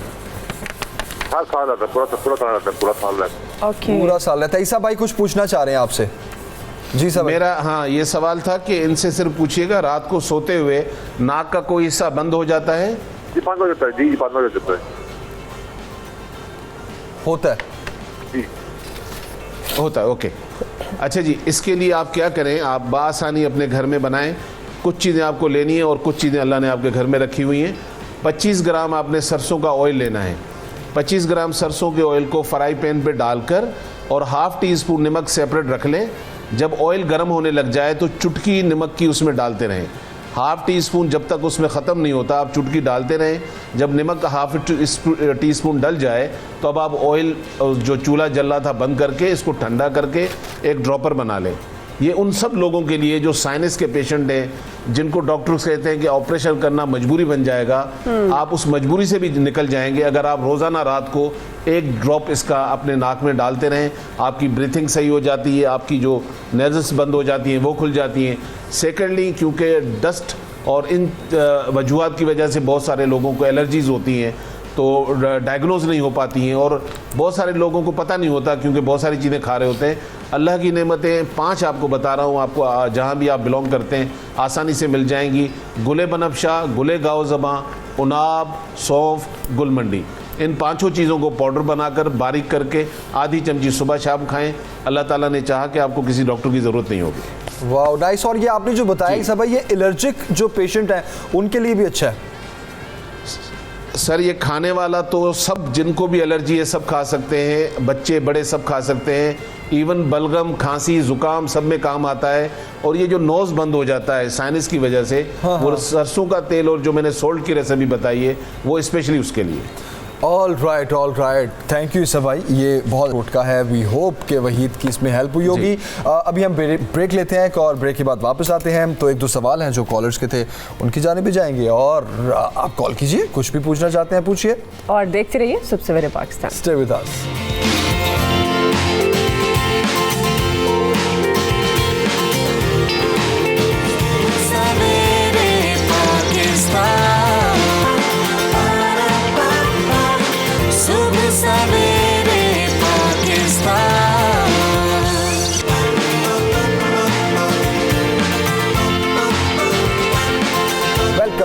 अमरूद और लीमू, कोई भी आपका सवाल हो उठाइए, फोन कॉल कीजिए, जो भी पूछना है पूछिए, मिलाइए नंबर। ओके, एक कॉलर थे जिनका सवाल था कि उनकी दाढ़ी है और उनके दाढ़ी के अंदर दाने हैं, तो वो कोई भी क्रीम लगाते हैं वो सही से लगती नहीं है। वो बिल्किस आपा आपके लिए था सवाल। जी मैं बता देती हूँ। उसके लिए आपने क्या करना है, सुम्बलो बूटी, सुम्बलो बूटी है, इससे होम्योपैथिक में दवा भी बनती है, बर्बरीज एकोफोलियम, जिसे कहा जाता है हुस्न की देवी, और ये एंटी कैंसरस भी है और ब्यूटी के लिए बेहतरीन है। इस बूटी को लेके आपने क्या करना है, लकड़ियों की तरह मिल जाते हैं, पीले पीले कलर का मिल जाता है, और उसका अगर उसको सूंघे तो ज़रा तल्ख सा उसकी खुशबू आती है। इसको आपने उबालना है। उबालने के बाद आप जितना चाहें, जैसे आप इसका रेशियो ऐसे रख लें कि आपने 10 ग्राम बूटी ली है और 50 ml पानी लिया है। खौलते गर्म पानी में उसको डाल के रख लें, और उसके बाद जब ये ठंडा हो जाए तो आप स्प्रे बॉटल में बना के रखें और फिर इसका स्प्रे करें। इसका स्प्रे करने से क्या होगा, दाने ये आप भी कर सकते हैं, और ये जिनको एक्ने किसी तरह खुश्क नहीं होती और पसी दाने होते हैं वो लोग भी कर सकते हैं। तो जो है इसका स्प्रे बना के रखें, इसका स्प्रे करते रहें, आपके दाने आहिस्ता आहिस्ता आहिस्ता ख़त्म हो जाएंगे, और इसको आप दिन में 3 से 4 से 5 दफ़ा भी स्प्रे कर सकते हैं। से अच्छा बिल्किस साहब, अमरूद पे दोबारा वापस आते हैं। कुछ अमरूद ऐसे होते हैं जो अंदर से बहुत लाल होते हैं, सुना ये होता है कि ये खाना चाहिए जिसके बड़े फ़ायदे होते हैं, इसमें क्या खुसूसियत होती है, क्या क्या फ़ायदे होते हैं? मेरे ख्याल में अमरूद लाल हो वो भी बहुत अच्छा होता है, वाइट हो वो भी बहुत अच्छा होता है, और दूसरी बात है कि फ़ायदे दोनों के तकरीबन सेम है। ऐसा नहीं कि उसके बिल्कुल बहुत ही ज़्यादा कोई अफजल से फ़ायदे हैं या इसके बहुत ज़्यादा कम है। लेकिन नेचुरोपैथी में एक बात बता दूँ, जो लाल रंग होता है वो आयरन को शो करता है। उसका आयरन जो है वो ज़्यादा होगा, फोलेट की मिकदार ज़्यादा होगी, तो वो जो है ना आपके यकीनन आपके चेहरे को सुर्ख करने में आपकी मदद करेगा। अच्छा, दूसरी बात ये कि अमरूद से भी गले का इलाज हो सकता है। जिनको टॉन्सिल्स रहते हैं या जिनका गला बहुत ख़राब रहता है, तो कच्चा अमरूद बिल्कुल उसको जला देते हैं, जलाकर तवे पर जलाकर उसको बिल्कुल पाउडर बनाकर शहद में मिलाकर बच्चों को भी चटाया जाता है और बड़े भी इसको खाते हैं। तो इससे जो है पके हुए गले जो होते हैं वो भी सही हो जाते हैं। और ये और कौन कौन सी बीमारियां ऐसी हैं जिसमें अमरूद खाना फ़ायदेमंद होता है बिल्किस साहब? अमरूद हर बीमारी में खाना फ़ायदेमंद होता है, लेकिन इस पर नींबू छिड़क के नहीं खाया जाए, क्योंकि इसमें विटामिन सी लाइम से भी ज़्यादा होता है। ठीक है, तो फिर इस मतलब कि, और दूसरी बात है, अगर बहुत ज़्यादा खट्टा खाया जाए तो फिर बड़ों के जोड़ों में दर्द बैठ सकता है। तो इसलिए अब्बास ने जो पूछा था कि इस पे नींबू छिड़क के खाया जाए, ज़बान के जायके के लिए तो बहुत अच्छा है, आपको बहुत अच्छा लगेगा। लेकिन बारिश अगर हो तो बहुत अच्छा है, लेकिन बारिश बहुत ज़्यादा हो तो वो नहीं हो, तो ना खाए तो बेहतर है। और बाकी आप कह रही किन बीमारियों के लिए अमरूद, ओबेसिटी के लिए बहुत अच्छा है, फीमेल हार्मोन्स को बैलेंस करने के लिए बहुत अच्छा है, ख़वातीन के लिए बेहतरीन है अमरूद। अमरूद के पत्तों का कहवा या अमरूद का खाना हार्मोन्स को बैलेंस करने के लिए बहुत अच्छा है, डिटॉक्सिफिकेशन के लिए बहुत अच्छा है, आपके जितने भी फाजिल जहरीले मादे अगर आप जिस्म से निकालना चाहते हैं उसके लिए बहुत अच्छा है। ब्यूटी के लिए मैं आपको कहूँ एवोकाडो, अमरूद और लाइम, ये सब जो है एक ही लाइन में खड़े हैं। इतनी खुसूसियात आपने बताई हैं, पत्तों की भी इवन मुझे लगता है जो हमारे देख रहे हैं सब सवेरे पाकिस्तान, जो खवातीन देख रही हैं वो अभी से घरों से निकली होंगी और अमरूद पत्तों से मैं ढूंढ रही हूँ। फौरन जी हमें अमरूद चाहिए, साथ पत्ते भी चाहिए वैसे वाकई। अच्छा, एक कॉलर है हमारे साथ, बोल लेते हैं पहले। मैं जी एक कॉलर साबिर है हमारे साथ लाहौर से। साबिर अस्सलाम वालेकुम, क्या पूछना चाहेंगे? मैं पूछना ये चाहता हूँ बाजी से, बाजी बिल्कुल अस्सलाम वालेकुम। जी सुन रही हैं आप? वालेकुम अस्सलाम। हाँ जी बाजी, ये पूछना, आपका अच्छा प्रोग्राम है माशाल्लाह, आप अच्छी एडवाइस देती हैं, मगर मैं अरसा दराज से कोई फल लेता हूँ, मेरे दांतों में से ना ब्लीडिंग आनी शुरू हो जाती है। अच्छा, ओके, अच्छा, कौन से मतलब कि आपने अगर ये अमरूद लिया तो भी ब्लीडिंग आई है दांतों से? हाँ जी, कोई भी फल खाते हैं तो ब्लीडिंग अच्छा, होती है? आपको कोई भी खाऊं, जब अमरूद खाता हूँ ज्यादा अच्छा, ब्लीडिंग होती है। मैं इनसे अगर देखिए, सवाल कर ये तो आपको अमरूद से जी जी बिल्कुल ईसा भाई आप भी कर सकते हैं सवाल, फिर आप अमरूद से, बिल्किस आपा बता सकती हैं, आप लीमू से। जी जी जी नहीं, पूछे जी जी आप सवाल कर सकते हैं, साबिर हैं हमारे साथ लाइन पर। मेरा सिर्फ सवाल ये था कि फ्रूट के अलावा भी जब ये ब्रश करते हैं उस वक्त भी इनको ब्लड आता है? बहुत बस आता इतना है। पूछना था। बहुत ज़्यादा आता है जी, ब्रश करते हुए भी ईसा भाई आता है ब्लड। तो बिल्किस आपा पहले आप बता दें तो फिर मैं भी बता दूं। बिल्किस आपा पहले आप बता दें। ठीक है, मैं बता देती हूँ आपको। अगर आपकी गम्स ब्लीड करते हैं तो ये पायूरिया है और आस्ते आस्ते आपके दांत जो है अपनी जगह छोड़ देंगे। ठीक है, तो ये इस आपने जो सवाल किया था, आपका सवाल गलत था कि जब भी मैं फल खाता हूँ मुझे ब्लीडिंग होती है। तो उससे ये होता है कि माइट भी आपको फ्रूट फोबिया हो या आपको फ्रूट एलर्जी हो जिसकी वजह से ये आपको सिम्टम हो रहा हो। आपका ये सिम्टम इसलिए कि आपके दांतों से आप कुछ भी खाते हैं ब्लीड आती है। इसके लिए बेहतरीन है सर्स बूटी। इससे ज़्यादा अच्छी बूटी मैंने अपनी ज़िंदगी में नहीं देखी। सर्स बूटी को उबालें और उसके गरारे करें। दूसरा, अनार के जो फूल होते हैं, अनार के फूल को पीस लें। पीसने के बाद कीकर के कोयले में मिक्स कर लें और लाहौरी नमक मिक्स कर लें। तीनों चीज़ें हम वज़न ले लें, अनार के फूल, कीकर और जो है लाहौरी नमक, कीकर का कोयला, तीनों को पीस कर रख लें। पीसने के बाद आप इसको अपने गम्स पे लगाया करें। आहिस्ते आहिस्ते आपके गम्स ब्लीड करना मतलब कि इनसे गम्स से ब्लीडिंग नहीं होगी इंशाल्लाह। ओके जी ईसा भाई। मेरे ख्याल में बल्किस बाजी ने जो बताया है वो काफ़ी इनके लिए, लेकिन इसमें सबसे ज़्यादा इनके ऊपर जो काम करेगा वो गुले अनार करेगा। सिर्फ अनार का फूल, उसमें कोई चीज़ ऐड ना भी करें, सिर्फ उसका पाउडर लें। लेकिन उनको कहें कि रात को लाजिम है सोने से पहले हल्का सा मसाज करें, जैसे फिंगर के साथ हम करते हैं, और 1 मिनट के लिए उसके बाद छोड़ के फिर उसको गागल करके निकाल दें। डेली बेसिस पे करें। बिल्कुल सही कहा उन्होंने, ये पायरिया हो सकता है, लेकिन गुले अनार अल्लाह की बहुत बड़ी नेमत है, आप उसका इस्तेमाल कर सकते हैं। ओके, एक और कॉलर है हमारे साथ, अब्दुल वहाब कराची से। अब्दुल वहाब, अस्सलाम वालेकुम, क्या पूछना चाहेंगे? हेलो जी अब्दुल वहाब, क्या पूछना चाहेंगे? सर, मैं ईसा साहब से पूछना चाह रहा था कि वेट लूज करने के बारे में अगर कुछ टिप्स बता देते नींबू के जरिए, क्योंकि मेरा वेट लूज नहीं हो रहा। ठीक है जी ईसा भाई। वेट लूज़ के लिए पहले तो आप अपने लाइफ स्टाइल को थोड़ा सा चेंज करना पड़ेगा। सुबह जब उठें अल्लाह ताला का नाम लेके पहले पानी पिएं, उसके बाद अच्छा सा नाश्ता करें। अच्छे से मुराद ये है कि निहारी ना खा लीजिएगा, 1 रोटी खा लीजिएगा, और दोपहर में खाना छोड़ दीजिएगा, सैलड फ्रूट ले लें। रात की रोटी कम कर दें। रात को हमारा खाना हमें मोटा करता है, हमारे पेट को निकालता भाई, है। वो बेचारे भूखे ही रहते हैं सुबह नॉर्मल, दोपहर में मैंने जी उनको बड़ा अच्छा सुबह में रोटी की परमिशन दे दी, खाना खा लें जो भी। अगर वो बहुत ज्यादा खाना चाहते हैं तो दिन के किस हिस्से में खाएं? बेस्ट टाइम मॉर्निंग है, because body connected to solar है। जब सूरज निकलता है तो मैदे की सिचुएशन कुछ और होती है। सूरज डूबने के बाद 80% मैदा काम नहीं करता, तो इसलिए हमें रात को हमेशा कम खाना चाहिए। सुन्नत में भी यही है। खाने के ऊपर पानी 1 घंटे तक सुन्नत में पीना नहीं है, वो भी हम मत पिए। और वज़न कम करने के लिए अब तरीका बता देता हूँ। ये जो नींबू हम निचोड़ के छिलके फेंक देते हैं, यही छिलके, यानी कि नींबू ना लें, उसके छिलके ले लें। आप 1 कप पानी लें, उसमें नींबू का, 1 नींबू के तमाम जो छिलका निकलेगा उसके टुकड़े करके उस पानी में उसको पकाएं, अच्छी तरह कहवा की तरह उसको पकाकर फिर उसको छान लें। अगर आपके पास प्योर हनी है तो 1 टीस्पून टेबल स्पून डाल सकते हैं।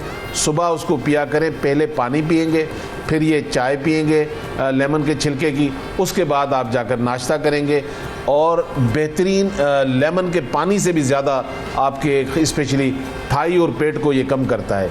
लेकिन जो मरीज़ जॉइंट के पेशेंट है, जिनको हड्डियों में दर्द ज़्यादा रहता है, कमर की बोन्स में, उनको लेमन का इस्तेमाल कम करना चाहिए। विटामिन सी बहुत ज़्यादा है तो वो उसको पेन में थोड़ा सा डाल देती है। सही। अच्छा, एक कॉलर भी है हमारे साथ, नाम बताइएगा दोबारा। जी, अमजद साहब हैं लैया से। जी अस्सलाम वालेकुम, क्या कहना चाहेंगे? वालेकुम सलाम, अमजद बात कर रहा हूँ लैया से। मेरी बच्ची पढ़ती है BSc में, उसका नज़ला जुकाम छींक है 24 घंटे लगी रहती है, आराम बिल्कुल नहीं आता। काफ़ी दवाई ली है, कोई फ़र्क नहीं पड़ता। इसके लिए थोड़ा बता दें प्लीज़, बड़ी प्रॉब्लम है। चले ईसा भाई तो बता ही चुके हैं पहले, बिल्किस आपा आप बताएंगी या आप दोनों ही अगर बताना चाहें तो? अच्छा नहीं मैं अच्छा आप ईसा भाई बताना चाहते बता दें, फिर आप नहीं आप बताएं पहले, आप बताएं। नहीं बेटा मैंने रेसिपी बता दी थी, वो बहुत अच्छी है, वो भी ये कर सकते हैं। बिल्कुल आप बता दें। जी जो ईसा भाई ने बताया वो आप बिल्कुल कर लीजिएगा। उसके अलावा आपने क्या करना है, बच्ची को या जिनको ब्लड प्रेशर नहीं होता उनके लिए है कि हिमालयन सॉल्ट या रॉक सॉल्ट छोटा सा लेके आपने उसको एक टैबलेट बना लें, जैसे छोटी छोटी माश की दाल के बराबर, दिन में 3 बार उसको चाट लिया करें। जिनकी नाक बहती है, जो बहने वाली नाक है, उसमें ये बहुत ज़्यादा फ़ायदा करती है। दूसरी चीज़, प्याज को काटने के बाद उसको सूंघे। बच्चे ये नहीं कर सकते तो प्याज काट के खौलता गर्म पानी करके उसमें डाल के इसकी स्टीम लाजमी लें, इससे बहुत ज़्यादा फ़र्क पड़ता है। और उड़ूसा के पत्ते, मुलेठी और बनफशा के पत्ते, इसका कहवा बना के दें, इससे भी बहुत फ़र्क पड़ता है। लेकिन ये सब चीज़ें ज़ीरो हो जाएंगी अगर परहेज़ नहीं किया जाए। जिनको नज़ला, ज़ुकाम, खांसी, डस्ट एलर्जी है, वो किसी सूरत डेयरी प्रोडक्ट यूज़ नहीं कर सकते, दही दूध का इस्तेमाल नहीं कर सकते, चावल का इस्तेमाल नहीं कर सकते, टोमेटो केचप नहीं खा सकते, सॉफ्ट ड्रिंक्स नहीं पी सकते, ठंडा पानी नहीं पी सकते। सही। अगर दौरान इलाज ये किया तो आपका मर्ज़ नहीं सही होगा। आप किसी की भी दवा ले लें तो एहतियात इलाज से बेहतर है, तो वो ये लाजमी ये भी कीजिएगा। ठीक है, बिल्कुल सही। एक और कॉलर है हमारे साथ, आमना है लाहौर से। आमना अस्सलाम वालेकुम, क्या पूछना चाहेंगी? कैसे हैं आप भाई? जी ठीक ठाक। मुझे डॉक्टर ईसा से बात करनी है, काइंडली। जी कीजिए बात, वो सुन रहे हैं। अस्सलाम वालेकुम डॉक्टर ईसा। जी अस्सलाम वालेकुम। वालेकुम अस्सलाम। डॉक्टर ईसा, मैंने आपसे पूछना था कि ये जो फुलबेरी होती है, इसका कोई ट्रीटमेंट है आपके पास? जी बिल्कुल, अल्हम्दुलिल्लाह है। अल्लाह नहीं उतारता उस बीमारी को ज़मीन पर जिसका पहले इलाज ना हो। मैंने क्लिनिक पर कॉल की थी आपके, लेकिन वहाँ पे बहुत एक्सपेंसिव है ये तो। जी हाँ बेटा, ये बिल्कुल सच्ची बात है। अच्छा देखिए, मैं आपको बता देता हूँ उसकी वजह क्या है।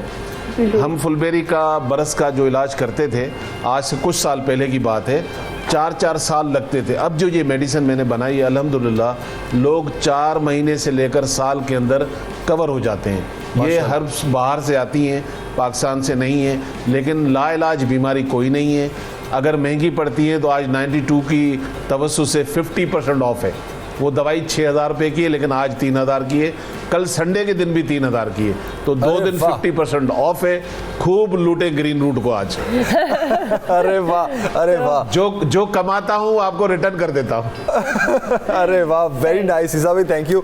आमना आपको मुबारक हो ये 50% ऑफ। लेकिन आप इनको कुछ बताना चाहेंगे ईसा भाई, सिर्फ वो दवाई या कोई और एहतियात भी हैं?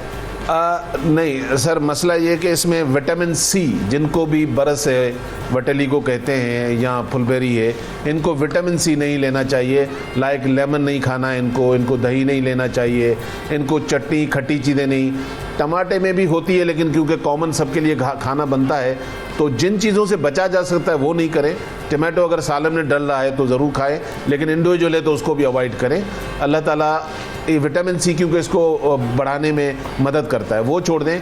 बाकी इसका इलाज है, नुस्खे बहुत हैं, लेकिन सालों लगते हैं, लोग तंग आ जाते हैं, तो बेहतर है उसका इलाज करें। बिल्कुल सही। अच्छा ईसा भाई, ये क्योंकि लीमू के बारे में कहा जाता है कि स्किन पर अगर आपके दाग हैं, धब्बे हैं, या बहुत ही कॉमन इशू है, पिगमेंटेशन हो जाती है, क्या उस सूरत में भी लीमू को इस्तेमाल किया जा सकता है रॉ फॉर्म में, या फिर किसी चीज़ में ऐड करके इस्तेमाल करना चाहिए? बेसिकली इसमें क्योंकि विटामिन सी के अलावा विटामिन बी भी है और विटामिन ए भी पाया जाता है, मिनरल भी पाए जाते हैं, तो ये थोड़ा ब्लीच का काम तो करता है, आपकी मिट्टी को तो उतारता है, लेकिन ये किसी भी हाल में जो पिगमेंटेशन है, जिसको हम झाइयाँ कहते हैं, उस पे काम नहीं करेगा। और झाइयों को लिए हमारी बहनें बड़ी परेशान रहती हैं। मेरा एक्सपीरियंस है, मेरा तजुर्बा है, मैंने सालों साल 10-10 साल देखा है, लोग इलाज करा के थक जाते हैं। 5 चीज़ें जहन में रखें, अल्लाह ताला की बड़ी नेमतें हैं। इसमें से ज़ाफ़रान उठाइए, बादाम उठाइए, निशास्ता उठाइए, और बाल जड़ उठाइए और ऑरेंज पील उठाइए। 5 चीज़ें आप हम वज़न लेकर पाउडर कर लें। ये बेहतरीन झाइयों के लिए शहद में मिक्स करके पेस्ट लगाना पड़ता है। लेमन के और बड़े फ़ायदे हैं। हाँ, अगर आप स्किन पे आजकल जैसे ऑयली स्किन बहुत ज़्यादा है, ये जैसे जैसे गर्मियाँ बढ़ेंगी तो लोगों का, ख़वातीन का वो मुंह से पानी नहीं रुकता और बड़ी परेशान होती है, किचन में हर वक्त हाथ यूँ फेर रही हैं और स्किन डैमेज होती है। तो मैं एक रेसिपी उन बहनों के लिए और भाइयों के लिए बता देता हूँ। मैं भी जनाब किचन में रहता हूँ, रमज़ान में पकौड़े बनाता हूँ वाइफ के लिए, तो मुझे एक्सपीरियंस है थोड़ा सा। अरे भाई साहब, अच्छा जी, आप तो हम ले रहे हैं जी लेमन का पाउडर। यानी कि आप ये लेमन जो है पूरा का पूरा इसको ड्राई होने दीजिएगा। जब सूख जाए तो इसका कंप्लीट बीजों समेत पाउडर बना लें। इसको कहते हैं लेमन पील पाउडर। ये हम लेंगे 2 टेबल स्पून। ओके। निबोली यानी कि नीम का जो फल है उसके लेंगे हम 2 टेबल स्पून। ओके। फिर इसमें हम डालेंगे सेब का सिरका 2 टेबल स्पून। ओके। अच्छा, एंड में हम इसमें डालेंगे 2 चीज़ों में से एक चीज़ डाल सकते हैं, या शिया बटर या जो आम बटर होता है, या जो लोग गांव देहात में रहते हैं उनके पास मक्खन होता है वो डाल सकते हैं। इसको डालने के बाद इसको अच्छी तरह पेस्ट बनाएं। मैं ये गारंटी से कह रहा हूँ, ये चीज़ें जो मैंने बताई अब आपको, आप इस स्किन को लगाएं। अगर आपने सुबह लगा दिया, शाम तक आपकी स्किन ख़राब नहीं होगी, पानी नहीं आएगा आपकी स्किन के ऊपर। ये जो मट्टी चपक जाती है पानी की वजह से, फ्रेश आप ज़्यादा लगेंगे, स्किन ग्लो ज़्यादा करेगी। तो अब मुझे बताएंगे 3000 जाकर ब्यूटी पार्लर में खर्च करने से ये 20 रुपये में कौन सा महंगा है भाई। कर लें, खुदा को माने कुछ मेहनत करें घर पर। बिल्कुल सही है ऐसा भाई, बिल्कुल सही। अच्छा, एक कॉलर है हमारे साथ और कौन है हमारे साथ? अभी हैं कॉलर, इकबाल साहब हैं जी हमारे साथ। इकबाल साहब, अस्सलाम वालेकुम, क्या पूछना चाहेंगे? वालेकुम सलाम सर जी, क्या पूछना चाहेंगे आप? मैं ईसा साहब से ये पूछना चाह रहा हूँ कि मैं जो रात को सोती है उसको दोनों नाक बंद हो जाते हैं उसके। ओके। सांस नहीं आता, मुंह से सांस उसको आता है। ओके। ईसा भाई कुछ पूछना चाहेंगे? ठीक है, नहीं उनको बोलने दें जो पूछना चाह रहे हैं। जी बोलें भाई। ठीक हो। बच्ची की उम्र कितनी है? वाइफ है मेरी, वो तकरीबन 25 साल है। अच्छा, ठीक है, ठीक। अच्छा देखें, मैं आपको आसान तरीका बता रहा हूँ, इसको आप कम से कम 10 दिन करके देख लीजिएगा। उसके बाद इस रेसिपी का मिरेकल देख लीजिएगा। आप देसी घी कहीं से पकड़ लें। देसी घी यानी कि कुछ बहनें हमारी दूध की मलाई से निकालती हैं, मक्खन में उसको देसी घी नहीं मानता। देसी घी वो हमारे मटके में जो देहातों में बनता था, लेकिन हर जगह मिल जाता है बआसानी से आज भी। देसी घी अपने घर में रख लें। उस बच्ची को या किसी को भी है जो भी देख रहे हैं मुझे, ये जो नाफ है हमारी, इसके अंदर रात को हल्का सा देसी घी लगाकर सो जाएं। और साथ में जो मैंने अभी थोड़ी देर पहले रेसिपी बताई थी, जिसमें मैंने अर्ज़ किया था कि 25 ग्राम खालिस सरसों का तेल फ्राई पैन में डालें, गर्म होने के लिए आधी चमची नमक सेपरेट निकाल के रख दें, उसमें से थोड़ी थोड़ी चुटकी डालते जाएं। जब उसमें आधी चमची नमक डल जाए, चूल्हा बंद कर लें, तेल को ठंडा होने दें। एक छोटा सा आप जो ड्रॉपर बना के उनको दे दें कि रात को एक एक ड्रॉप इसमें डालें। अल्लाह ताला ने चाहा 10 दिन के अंदर आप एक विजिबल चेंज देखेंगे। ये नाक बंद होना बंद हो जाएगी, ब्रीथिंग में मसला नहीं होगा। और दूसरी चीज़ जो एलर्जी के लिए अभी हम डिस्कस कर रहे थे, ये बड़ी अहम चीज़ है। लोग इसमें पता नहीं कितनी मेडिसिन खा रहे होते हैं। पहले चीज़ ज़हन में रखें, एलर्जी है क्या, एलर्जी को समझना पड़ेगा। मैं अपनी क्लिनिक में कोई परहेज़ नहीं कराता एलर्जी वाले को। बेसिकली अल्लाह ताला ने हमारे जिस्म के अंदर पैदाइशी तौर पर एक आदमी बिठाया हुआ है, उस बंदे का नाम एलर्जी है। वो किसी न किसी वजह से जाग गया है, जिस चीज़ से वो ट्रिगर कर गया एक दफ़ा, यानी कि किसी को अंडा खाने से हो गया, किसी को डस्ट से हो गया, फिर हम डॉक्टर नाम दे देते हैं, ये डस्ट एलर्जी कहलाएगी, ये अंडे की कहलाएगी, ये वीट एलर्जी कहलाएगी। बेसिकली वो आदमी एक ही है, जिससे चिढ़ता है उसका हम नाम दे देते हैं। तो खाने के मामलात में पेशेंट को खुद डॉक्टर बनना चाहिए कि कौन सी चीज़ उसे एलर्जी को ट्रिगर करती है, उसको रोक दे। और उसके अलावा जो हमने रेसिपी बताई थी वो आप जरूर करें। बिल्कुल सही। बहुत अच्छी रेसिपीज और खास तौर पर बड़ी फायदेमंद जो आम चीजें आप इस्तेमाल करते हैं। कॉलर भी हैं, उज़मा है हमारे साथ। अस्सलाम वालेकुम उज़मा, क्या पूछना चाहेंगी? जी, मुझे डॉक्टर बिल्किस या ईसा साहब से बात करनी है, उनसे प्लीज। अच्छा बिल्किस, मेरा बेटा है 10 साल का, आपको तो वो उसकी ना नज़ला जो है वो पूरी तरह से उसकी चेस्ट इन्फेक्शन है और उसके गले में बहुत ज़्यादा प्रॉब्लम होती है। और उसका नज़ला नहीं रुकता ना। अच्छा कितने साल का है? कितने साल का है? हाँ जी उज़मा, आपका बेटा कितने साल का है? अच्छा 10 साल का है वो। 10 साल का है। 10 साल का बिल्किस साहबा? 10 साल का। अच्छा ठीक है, मैं आपको बता देती हूँ हमने करना क्या। मैंने नीचे रख दिया था, मैं बताती हूँ आपको। हमने करना क्या है, अमरूद लेना है। एक अमरूद को आपने लिया। अच्छा अमरूद लेने के बाद उसको देखें, ये उसको जो घर में हम वो बनाते हैं ना, तवा जिस पे हम रोटियां बनाते हैं, उस पे आपने उस अमरूद को छोटे छोटे टुकड़े करके जला देना है। जैसे बिल्कुल उसको स्याह ऐसा काला कर देना है। करने के बाद आपने क्या करना है, ये वाला जब आप कर लें उसके बाद आप इसमें लाहौरी नमक को छिड़क के पूरे में छिड़क दें और इसको मिक्स कर लें। और इसको फिर आप थोड़ा सा पानी खौलाकर 1 चम्मच ये डालकर अपने बच्चे को पिलाएं। आप यकीन करें 3 दिन में उसका जो गले का जो ये सारा रेशा वगैरह है उसमें बहुत आराम आता है। बहुत ही कच्चा अमरूद लेना है, बिल्कुल कच्चा अमरूद लेके छोटा छोटा टुकड़ा करके उसको तवे पे बिल्कुल जला दें। जला दिया आपने, जलाने के बाद आपने क्या किया, उस पाउडर को आपने अलग रख लिया, उस पर नमक छिड़क लिया आपने। कौन सा नमक? लाहौरी नमक। लाहौरी नमक। फिर आपने आधा कप पानी को गर्म किया, आधा कप गर्म पानी में ये 1 चम्मच डाल के इसको मिक्स करके उसको चाय की तरह पिलाएं। अल्लाह के हुक्म से बहुत ज़्यादा फ़र्क पड़ेगा। और बच्चों के लिए एक चीज़ बना के रख लें, सरसों के तेल में अजवाइन और लहसुन जला लें और इससे उनके पाँव के नीचे, सीने पे, पीठ पे रात को मसाज करके सुलाया करें। और प्याज की स्टीम ज़रूर दें।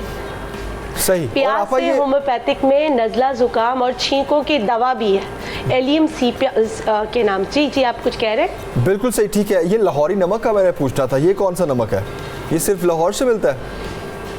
लाहौरी नमक। लाहौरी नमक नहीं, उसको नाम दे दिया है लाहौरी नमक है, लेकिन है मतलब कि ढल्ले रॉक सॉल्ट जिसे कहते हैं वही है। ओके, आम वाला नमक ही है। ओके, लाहौरी नमक लेना है जी। ओके जी, हाँ जी। All right. ये देखिए, हमने जो घर में हम नमक इस्तेमाल करते हैं वो आयोडाइज नमक होता है, वो नहीं लेना। हमें समंदरी नमक नहीं लेना। ठीक है। इसमें हमें लेना ही वो नमक जो ढल्ले वाली नमक होती है, लाहौरी नमक कहलाती है, वो लेना है। बिल्कुल सही। और ईसा भाई, लाहौर कब आ रहे हैं आप, ये बता दें। लाहौरी नमक से याद आ गया आपको। भाईजान, ये लाहौर वालों के लिए आपने मुझे 2-3 दफ़ा बोला है, लेकिन चलें आज ये भी उनसे शेयर कर लेते हैं। इस महीने की जो आखिरी तारीखें 29 और 30 और शायद एक दिन और ज़्यादा बढ़ा दूं, इस महीने के एंड में 3 दिन आ रहा हूँ लाहौर और पीसी में मुलाकात होगी इंशाल्लाह पेशेंट से। नंबर ज़रूर वो अपने लिए अगर कोई आना चाह रहा हो तो क्लिनिक से ले लें। नंबर लेना बहुत ज़रूरी है, क्योंकि मैं एक दफ़ा गया था, 600-700 लोग थे, मैं मैनेज नहीं कर पाया था। तो बेहतर है कि नंबर अपना पहले लेकर क्लिनिक से फिर आएँ। ठीक है। अच्छा, इस महीने के एंड में मुलाकात होगी आपसे। लास्ट डेट साहब बता रहे हैं 29-30 मंडे ट्यूसडे बन रहा है, लास्ट वीक इस मंथ का, राइट? हाँ जी, इसी महीने के जो आखिरी 3 दिन है वो मैं लाहौर में। ओके ठीक है। तो आज बहुत सखी हुए हुए आप। ईसा भाई कुछ और भी मांग सकते हैं आपसे? सर मांगिए, आप मांगिए। अरे मांगने वाला कब खाली जाता है ईसा के हाथ। ईसा भाई थैंक यू सो मच, बहुत शुक्रिया। माशाल्लाह जिस तरह आपका फीडबैक आता है, लोग जितना आपसे प्यार करते हैं उससे बढ़कर आप लोगों से प्यार करते हैं। तो ईसा भाई आपका, बिल्किस आपा आपका बहुत बहुत बहुत थैंक यू सो मच, बहुत शुक्रिया आपका। और अभी हम अपने नाज़रीन से लेंगे इजाज़त। जी हाँ, इस उम्मीद के साथ कि सुबह सवेरे पाकिस्तान का आज जो इख्तितामी शो था, यानी इस वीक का इख्तितामी शो आपको बहुत पसंद आया होगा। फीडबैक दीजिएगा। ख्याल रखिए। अल्लाह हाफ़िज़। Bye bye.